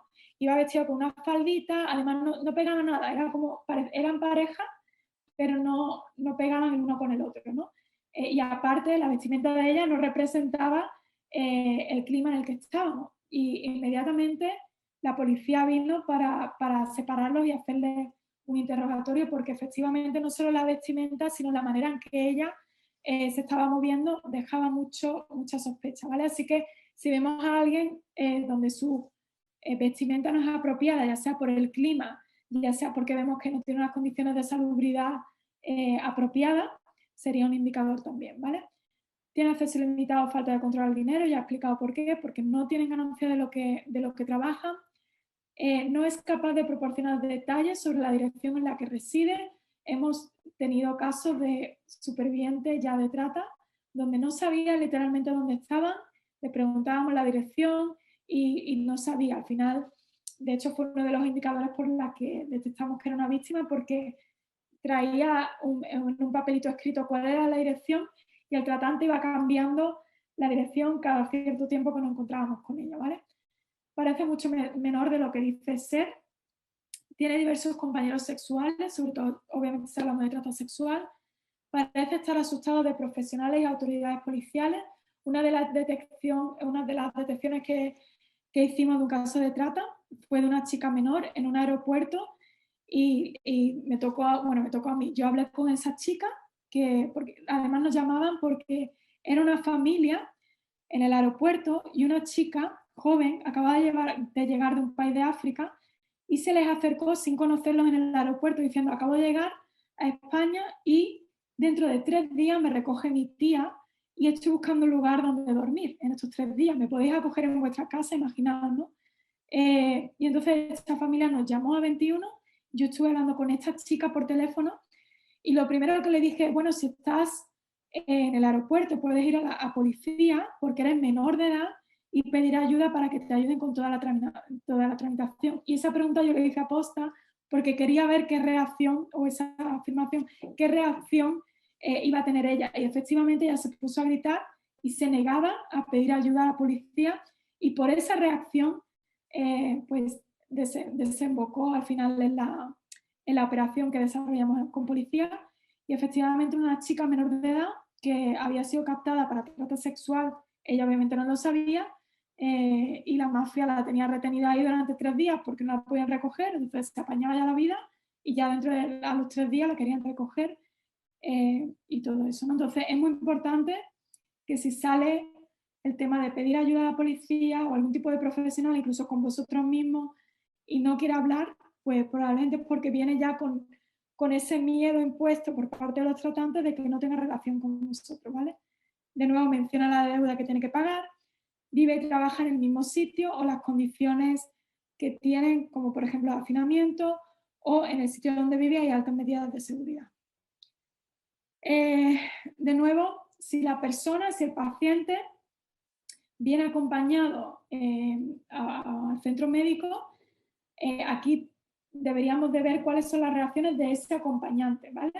Y aquí tengo un caso real que me pasó hace unos meses, no mucho, menos de 6 meses, aquí en un hospital de Madrid. Yo vivo en Madrid y yo estaba esperando en el servicio de urgencia y yo iba acompañada y vimos una chica joven, yo creo que pasaba los 18, pero por poco. Tenía un golpe dado en la cara, de hecho la chica estaba todo el rato así esperando en la sala de urgencia, y el chico era un hombre más mayor que ella, además se veía fuertote y demás.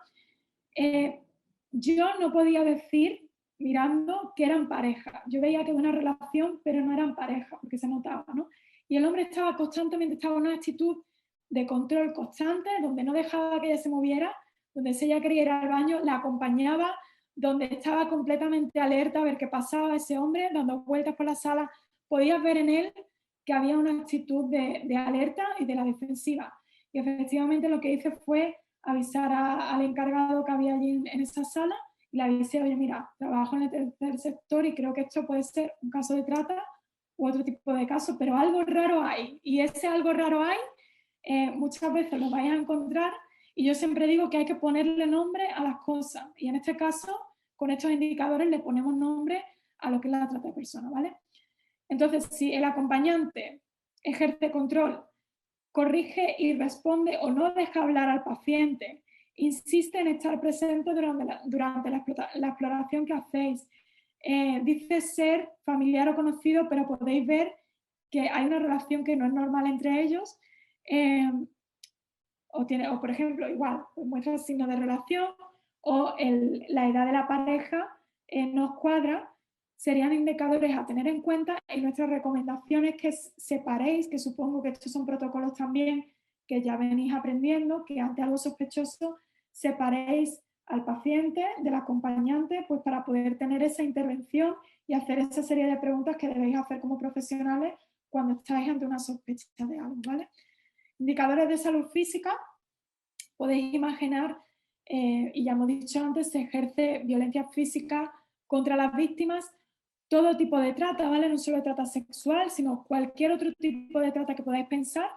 Hay violencia física, por lo tanto, traumatismo físico, rotura, moretones, marcas con patrones son muy comunes también encontrarlas, por ejemplo, cigarrillos, planchas en la espalda, hemos visto también, cinturones. Normalmente las víctimas de trata sexual o personas que son explotadas, es decir, que trabajan de cara al público, las van a dañar en partes de su cuerpo que no dañe su imagen, ¿vale? Entonces, en mujeres que ejercen la prostitución o que son víctimas de trata con fines de explotación sexual, pues va a ser en lugares no visibles de su cuerpo, ¿vale? Por supuesto, múltiples embarazos y abortos sería también un gran indicador cuando hablamos de trata sexual o de otros tipos de trata también. Enfermedades de transmisión sexual, trauma genital, dolor pélvico crónico, todo este tipo de problemáticas que tengan que estar relacionadas con la salud sexual son a tener en cuenta en víctimas de trata sexual, pero también, de nuevo, hago hincapié en otros tipos de trata, servidumbre doméstica, mendicidad forzada, matrimonio forzado, ¿vale? Lo tendríais que tener presente. De nuevo, condiciones de salud, parece desnutrido, deshidratado, mala apariencia, evidencias de que se autolesiona, problemas con el alcohol o las drogas.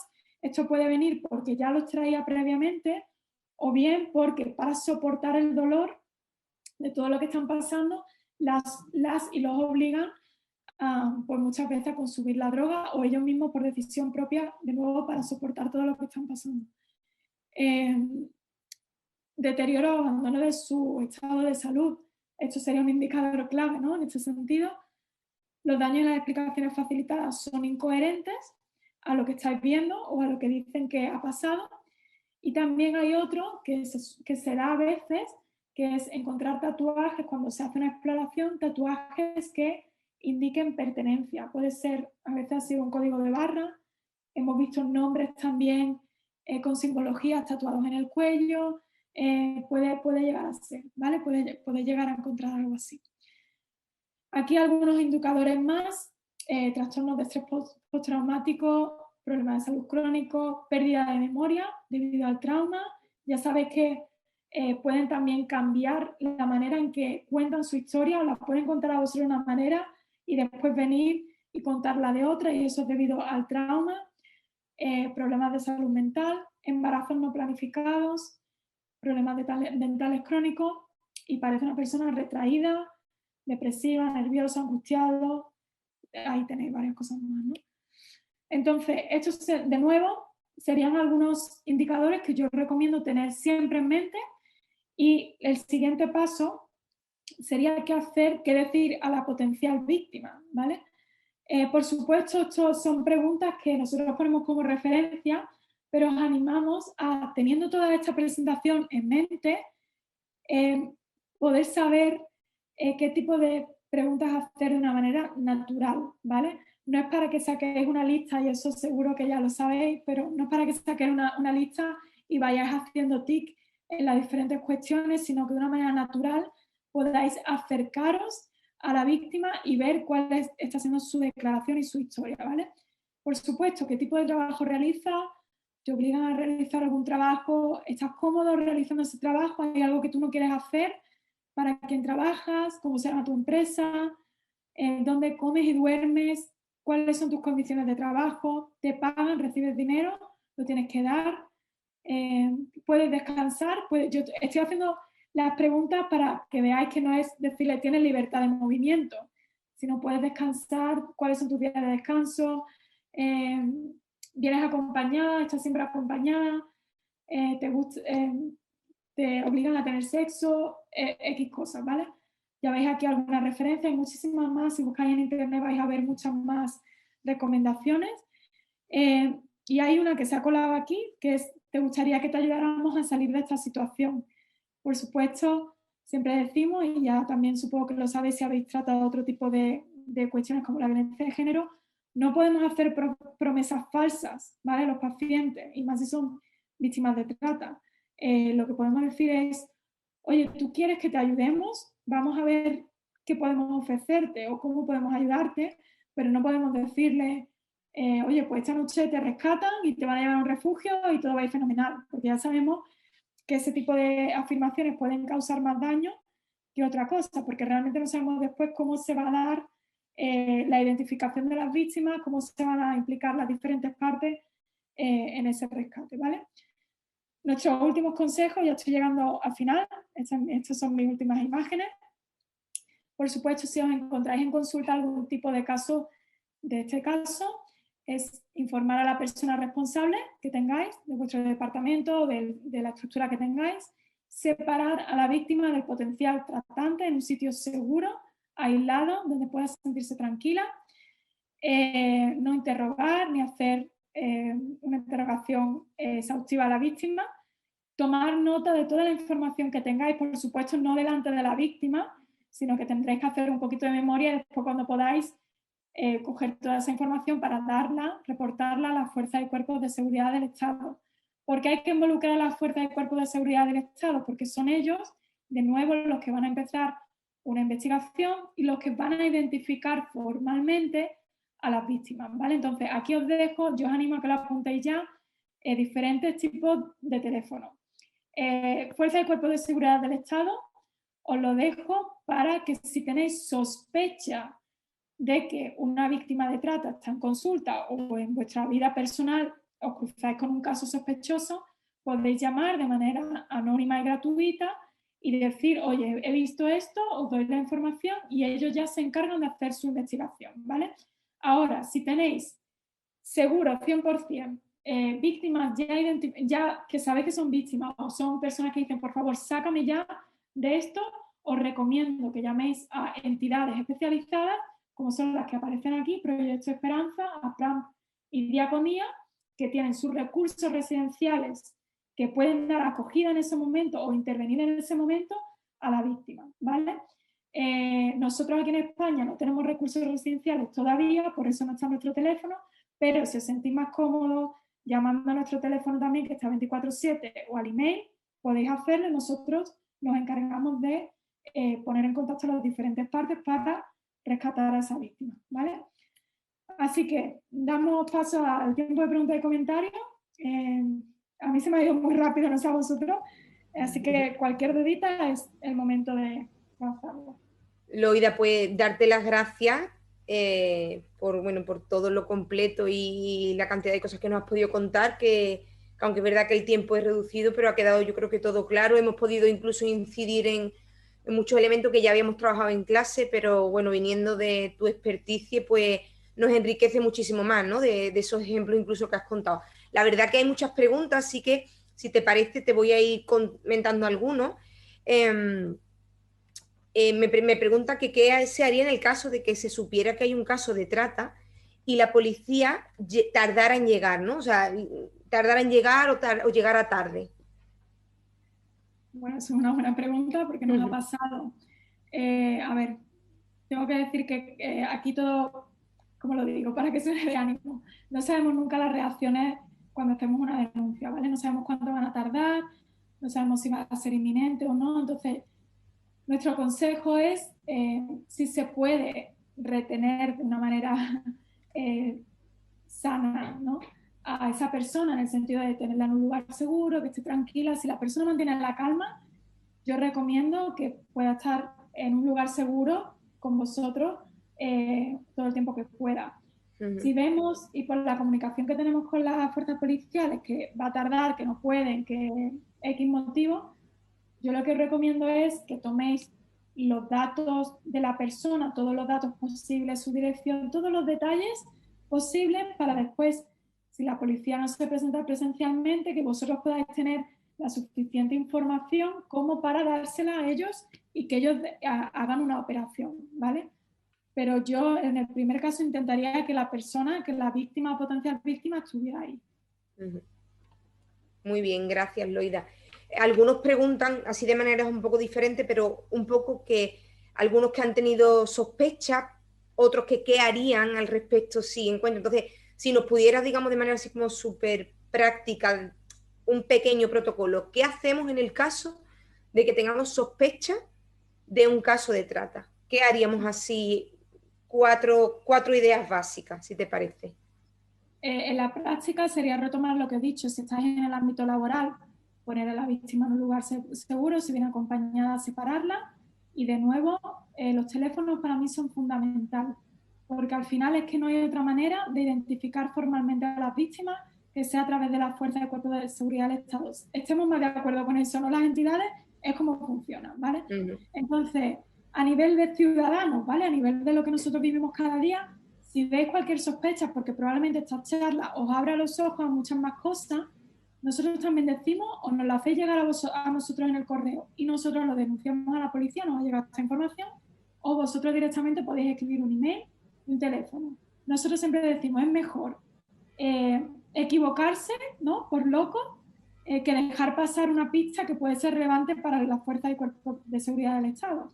Así que os animamos, no, es 24/7, es anónimo, os animamos a que lo hagáis ahí, y porque nunca se sabe si es justo el detalle que va a rescatar a esa persona. Algunos también preguntan que si mientras se está con la víctima hasta que acude los servicios, digamos, de los cuerpos y fuerzas del Estado, es bueno entablar una conversación y, bueno, preguntarle un poco e intentar, o es preferible no sacar el tema para que la víctima no reaccione y quiera huir o quiera irse. Yo creo que va a depender del tipo de persona, de la conversación que hayáis tenido y todo eso, ¿no? Entonces yo, desde nuestra experiencia, lo mejor es que haya un ambiente natural donde se puede hablar de todo tipo de cosas, se puede ofrecer comida, se puede hablar un poco, no sé, quizás hacer preguntas naturales que le harías a otras personas que quizás no tenemos sospecha, pues de dónde eres y cuánto tiempo llevas aquí y X cosas, que nos van a dar más información, ¿vale? Pero que no hace sentir incómoda a la persona. En el momento que vemos que la persona está incómoda con el tema o que se está sintiendo interrogada, debemos de parar esa conversación para que eso no juegue en contra de esa persona al final, de su declaración o de nuestro contacto con ella. Me pregunta también si es posible, sobre todo en este aspecto más desde el ámbito sanitario o desde el ámbito profesional, retener a la víctima en contra de su voluntad. Yo diría que no podemos hacer eso, porque además, aparte de que obviamente si su voluntad es no estar o no decir o no declarar, si imaginaos, si delante nuestro, que sois profesionales médicos, no lo hacen, imaginaos delante de un policía, no lo van a hacer seguro, ¿no?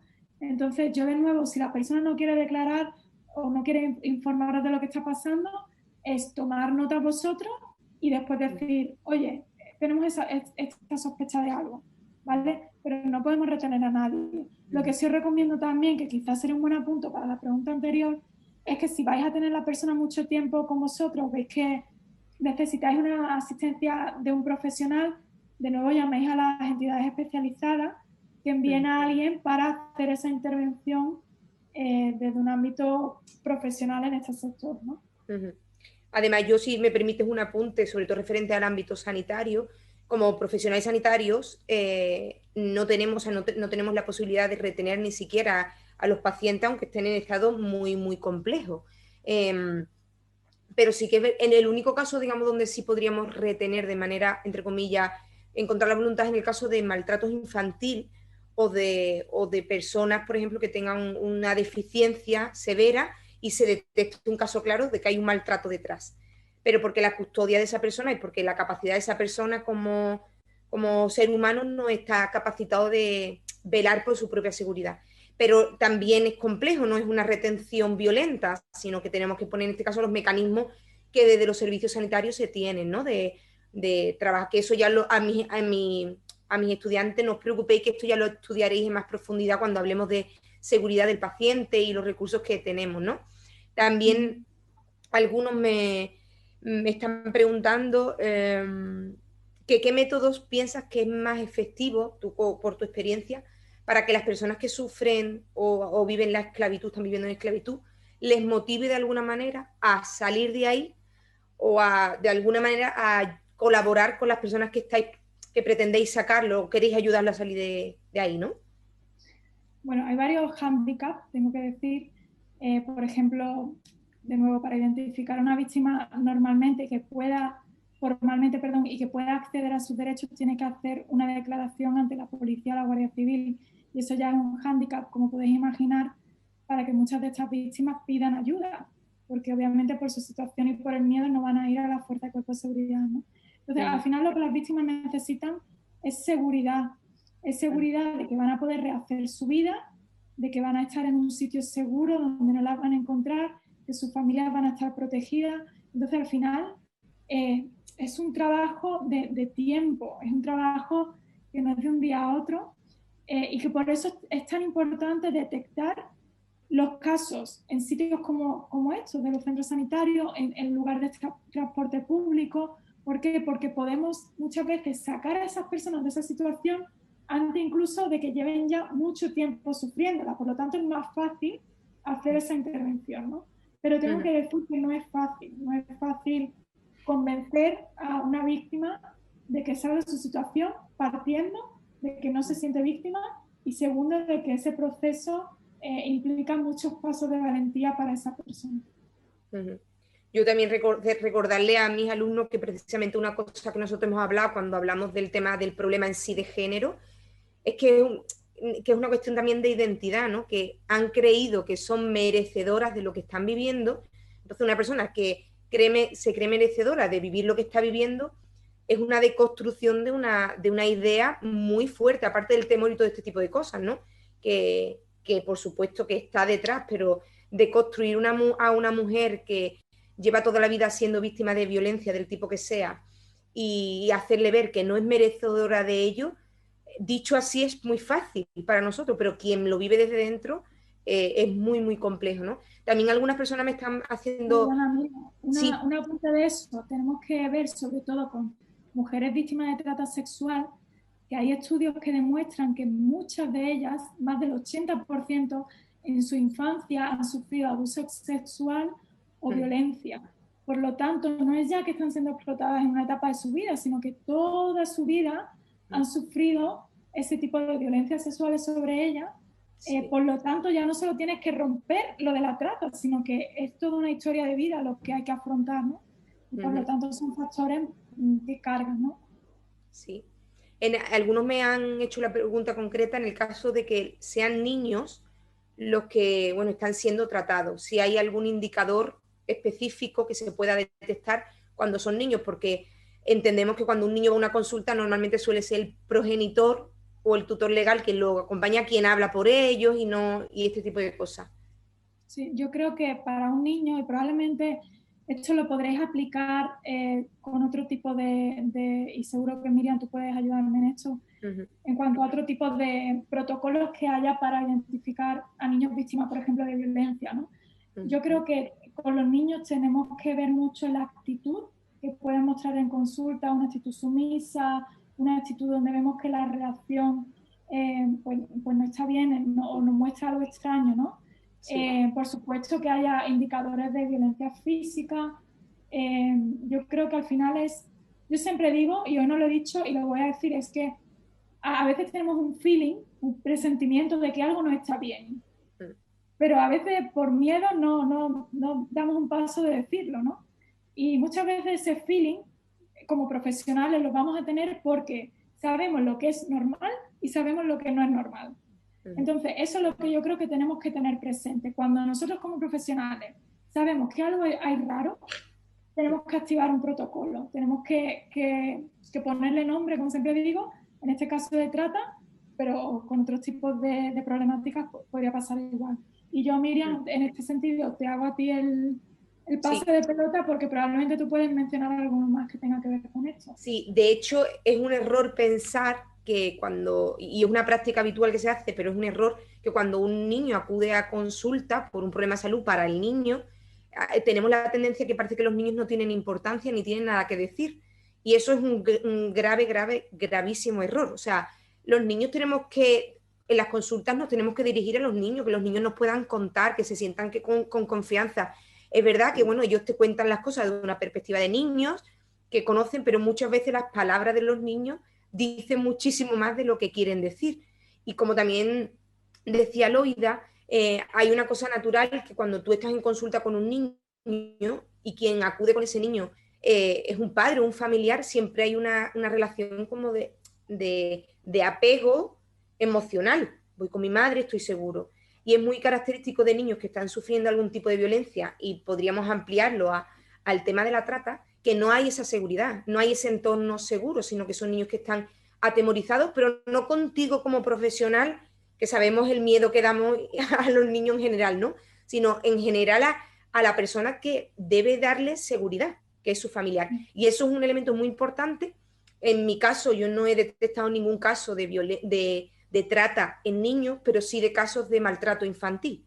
Y como decía Loida, es muy característico. Es, entre comillas, mucho más fácil de detectarlo que difícil. Lo que pasa que, bueno, entiendo que la pregunta, porque como todavía como alumnos no habéis tenido contacto con pacientes, esa destreza, ese feeling, este sexto sentido que comentaba Loida, lo iréis, o sea, iréis teniéndolo poco a poco y os acordaréis de nosotros diciendo, esto es lo que me dijo Loida, esto es lo que me dijo Miriam, de lo que iba a sentir ante situaciones extrañas. Nosotros tenemos la base de la normalidad y esta situación es extraña. Aquí pasa algo. Y además también, sí, perdón. Sigue. No, lo único que iba a comentar que una cosa que nosotros hablamos en clase, que cuando empezamos a hablar de estos temas, ¿no? Del tema de género y tema de trata, nos ponemos como unas gafas de ver, unas lentillas, que ya nunca más nos quitamos. Y cosas que antes para nosotros eran imposibles de detectar porque nuestra perspectiva a la hora de mirar la realidad no era esta. Ahora es diferente. Entonces ahora vamos a darnos cuenta, de hecho muchos de ellos me lo han comentado, ahora veo cosas que antes no veía y seguían estando. ¿Pero por qué? Porque ahora la formación, el conocimiento nos permite ver a través de unas gafas que lo que vamos a hacer es que nos va a acompañar el resto de nuestra formación y en el resto de nuestra vida, en el ámbito que sea el sanitario, como sea el social o como sea cualquier otro. Yo iba a comentar, haciendo uso de memoria de casos que hemos tenido de menores aquí en Europa, nuestros recursos residenciales, y es que yo recuerdo de supervivientes que han hecho a nuestro cargo niñas de 14, 15 años, que lo que se produce también, niñas que habían sido vendidas por sus padres, ¿vale? Lo que se produce también muchas veces con respecto al progenitor es como que hay una, no sé cómo llamarlo, cuál sería la terminología, pero como una adultez muy pronta, ¿no? Entonces quizás puedes ver ciertas reacciones en ellos que son realmente reacciones que un adulto debería tener, o si va con acompañado de otro menor, un cuidado excesivo del menor, o ciertas pautas que podrías achacar a un adulto y que no son normales de un niño de esa edad, ¿no? Entonces no solo quizás mirar ese miedo y pues esas actitudes de las que estamos hablando, sino también mirar para el otro lado, ¿no? Quizá hay un gran sentido de la responsabilidad o ciertas cuestiones así que nos pueden también ser alarmas a la hora de detectar menores. me hacen también una pregunta referente a cuando se entabla relación o contacto con una posible víctima, si es conveniente que aportemos algún dato nuestro personal o es preferible evitarlo. Y en relación también con esta pregunta, me dicen que si los proxenetas podrían ir en contra nuestra denunciándonos o haciendo algún tipo de daño por ayudar a una víctima. Bueno, la primera pregunta yo diría que solo habría que informar al responsable.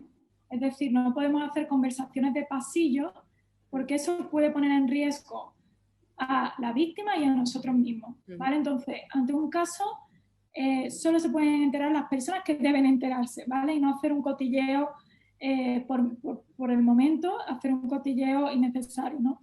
Entonces, en cuanto al proxeneta, a ver, a nivel legal no puedes hacer nada, ¿no? Si tienes, por ejemplo, una declaración de una víctima o alguien te está pidiendo ayuda, todo eso no pueden hacer nada, ¿no? Yo, de nuevo, si la situación que tenéis en consulta es una situación donde hay una persona que os puede poner en riesgo a vosotros, es decir, está acompañada por un tratante y eso va a poner en riesgo físico a vosotros como profesionales, a la víctima o a quien sea, es mejor no hacer nada en el momento.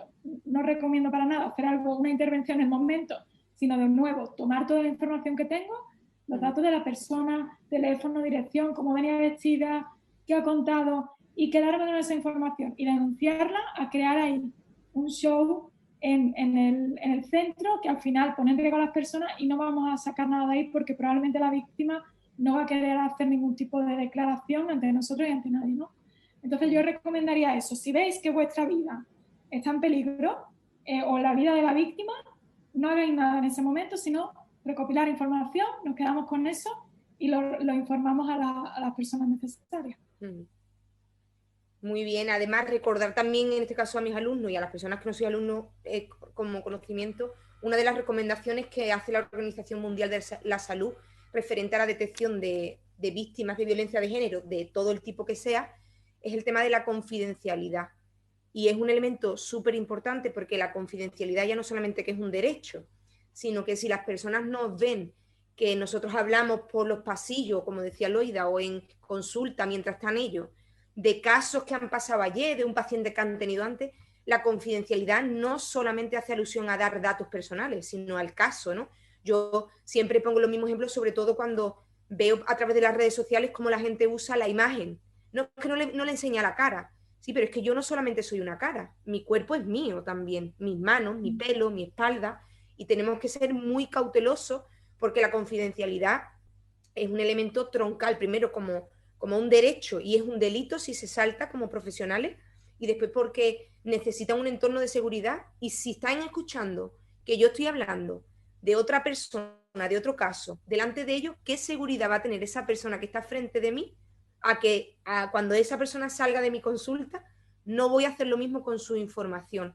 Entonces, es muy, muy, muy importante. Y bueno, Loida, ya para terminar, porque más o menos las preguntas van en esta línea, por aquí exactamente el secreto profesional y la confidencialidad.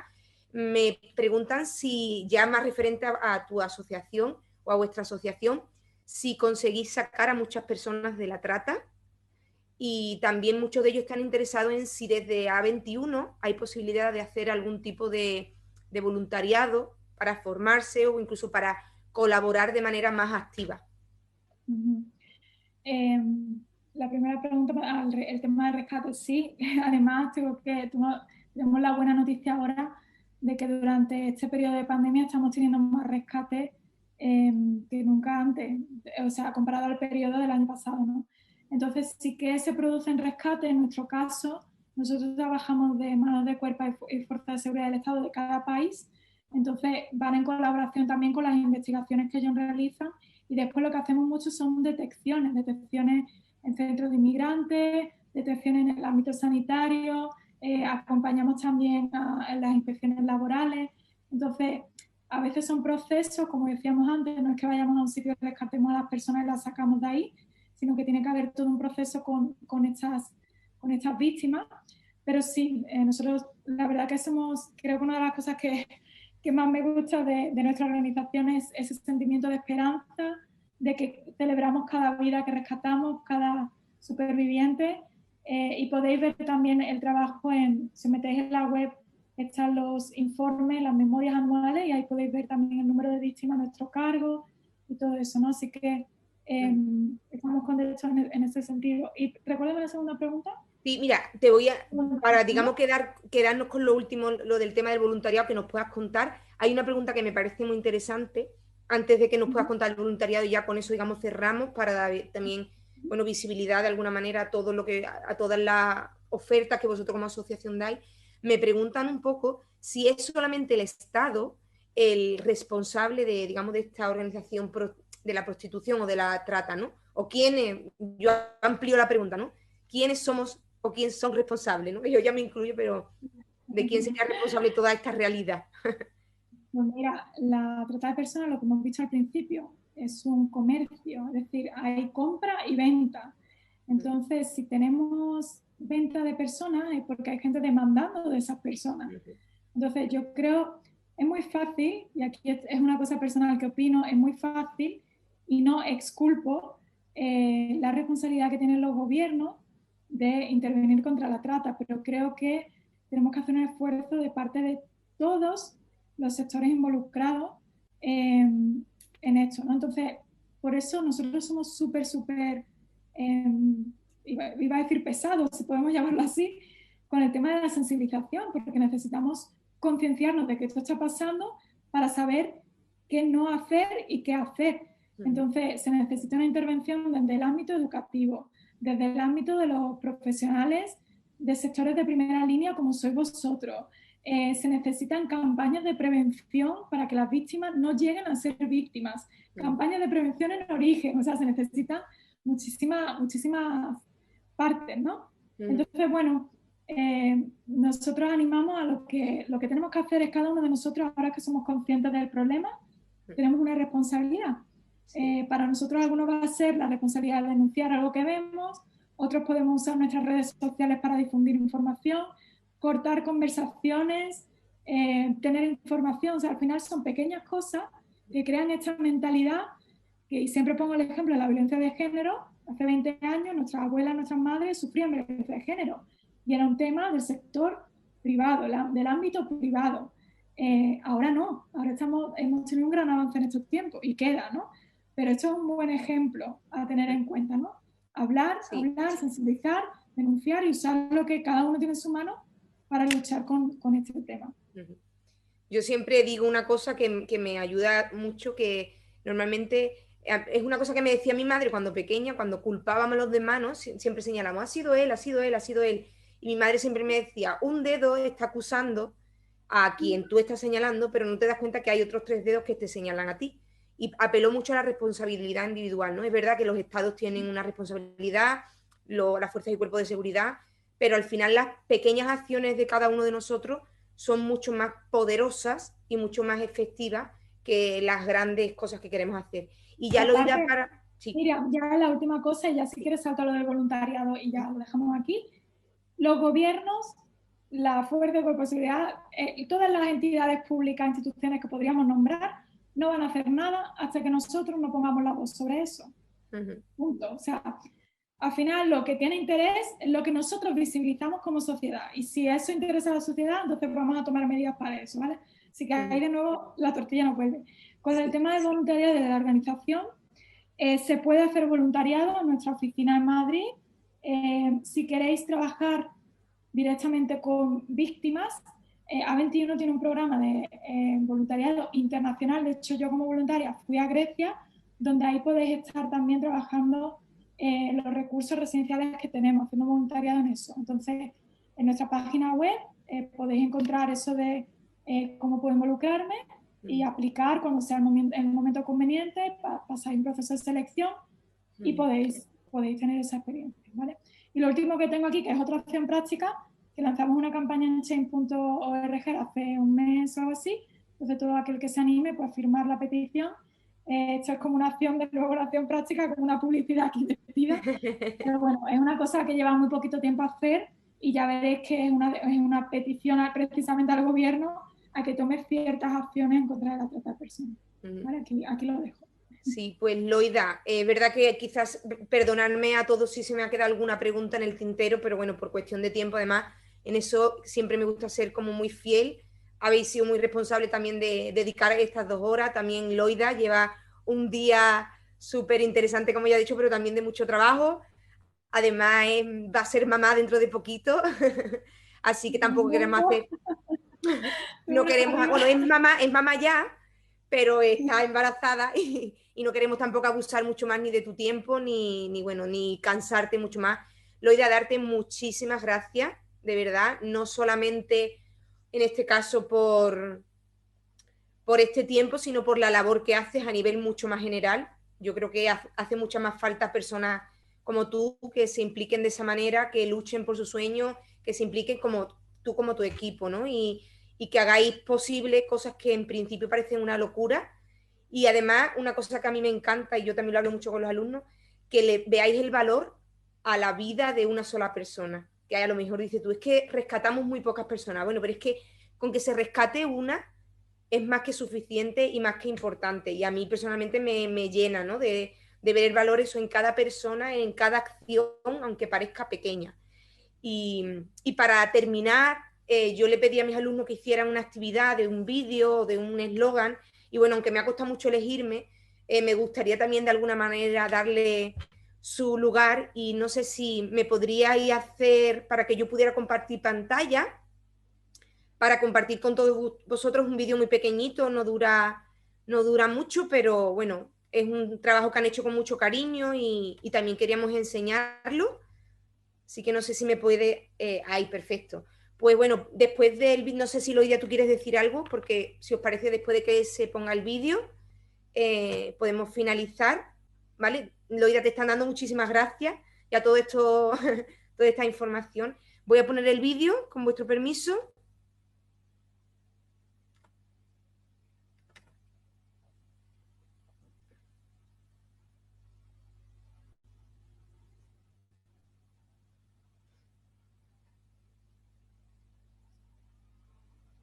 Perdonadme. En el mundo existen al menos 510 flujos de trata de personas.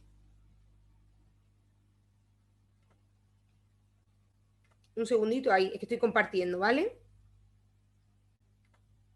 Ahí.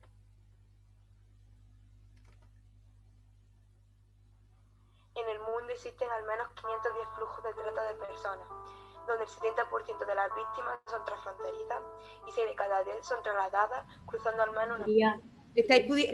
¿Lo podéis ver o no? No. ¿No? Vale, pues disculpad que lo vuelvo a intentar.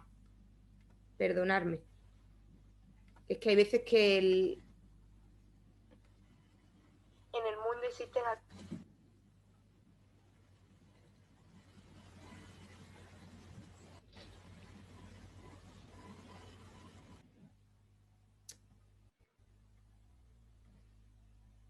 A ver si ahora me lo permite.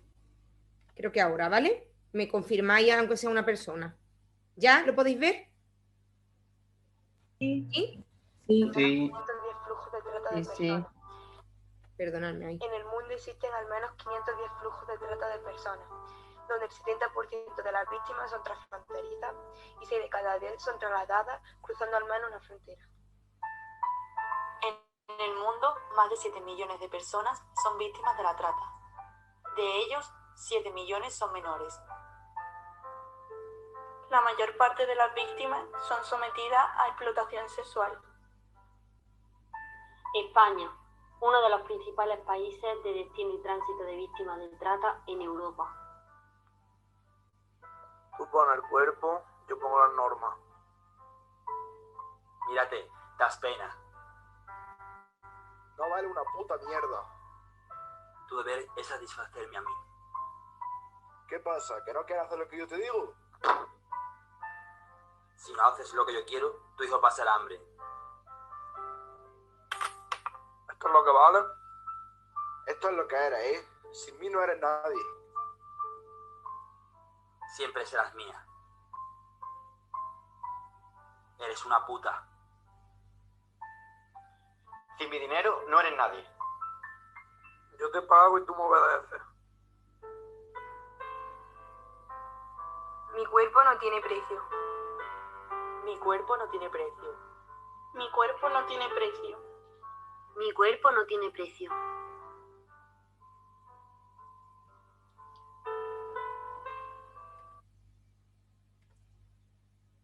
Bueno, espero que os haya gustado. Enhorabuena a las compañeras. Hay muchas, la verdad que ha habido muchos más que son muy interesantes y muy buenos, pero por cuestión de tiempo pues he tenido que escoger uno. Los demás me perdonáis. Ya de todas maneras os haré pasar sobre todo lo que sois mis alumnos, y si mis alumnos me dan permiso a la unidad para que podáis ver los vídeos, y la verdad que habéis hecho un trabajo excelente. Y bueno, con esto nos despedimos.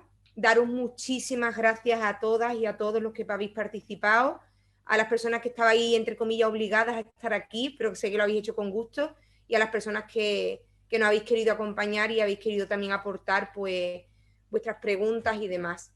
Así que nada, espero que esto no solamente hayan sido una formación de 2 horas, sino que de alguna manera seamos capaces de cambiar nuestra realidad con pequeñas acciones, sin grandes expectativas, pero sí con decisiones concretas y de cosas que podamos hacer llegar también esta información a otras personas, a nuestra familia, entorno, en fin. Nos queda mucho trabajo por hacer y es responsabilidad de todas y de todos. Así que, nada, despedirnos, muchísimas gracias, un saludo enorme y muchísimo ánimo en cada uno de los puntos donde estamos, cada uno de nosotros. Gracias, Loida, de manera muy especial. Adiós. Gracias. Gracias. A vosotros. Adiós, gracias. Adiós, muchas gracias. Adiós. Enhorabuena. Adiós. Adiós, Adiós. muchas gracias. Adiós. Muchas gracias. Hasta luego. Adiós.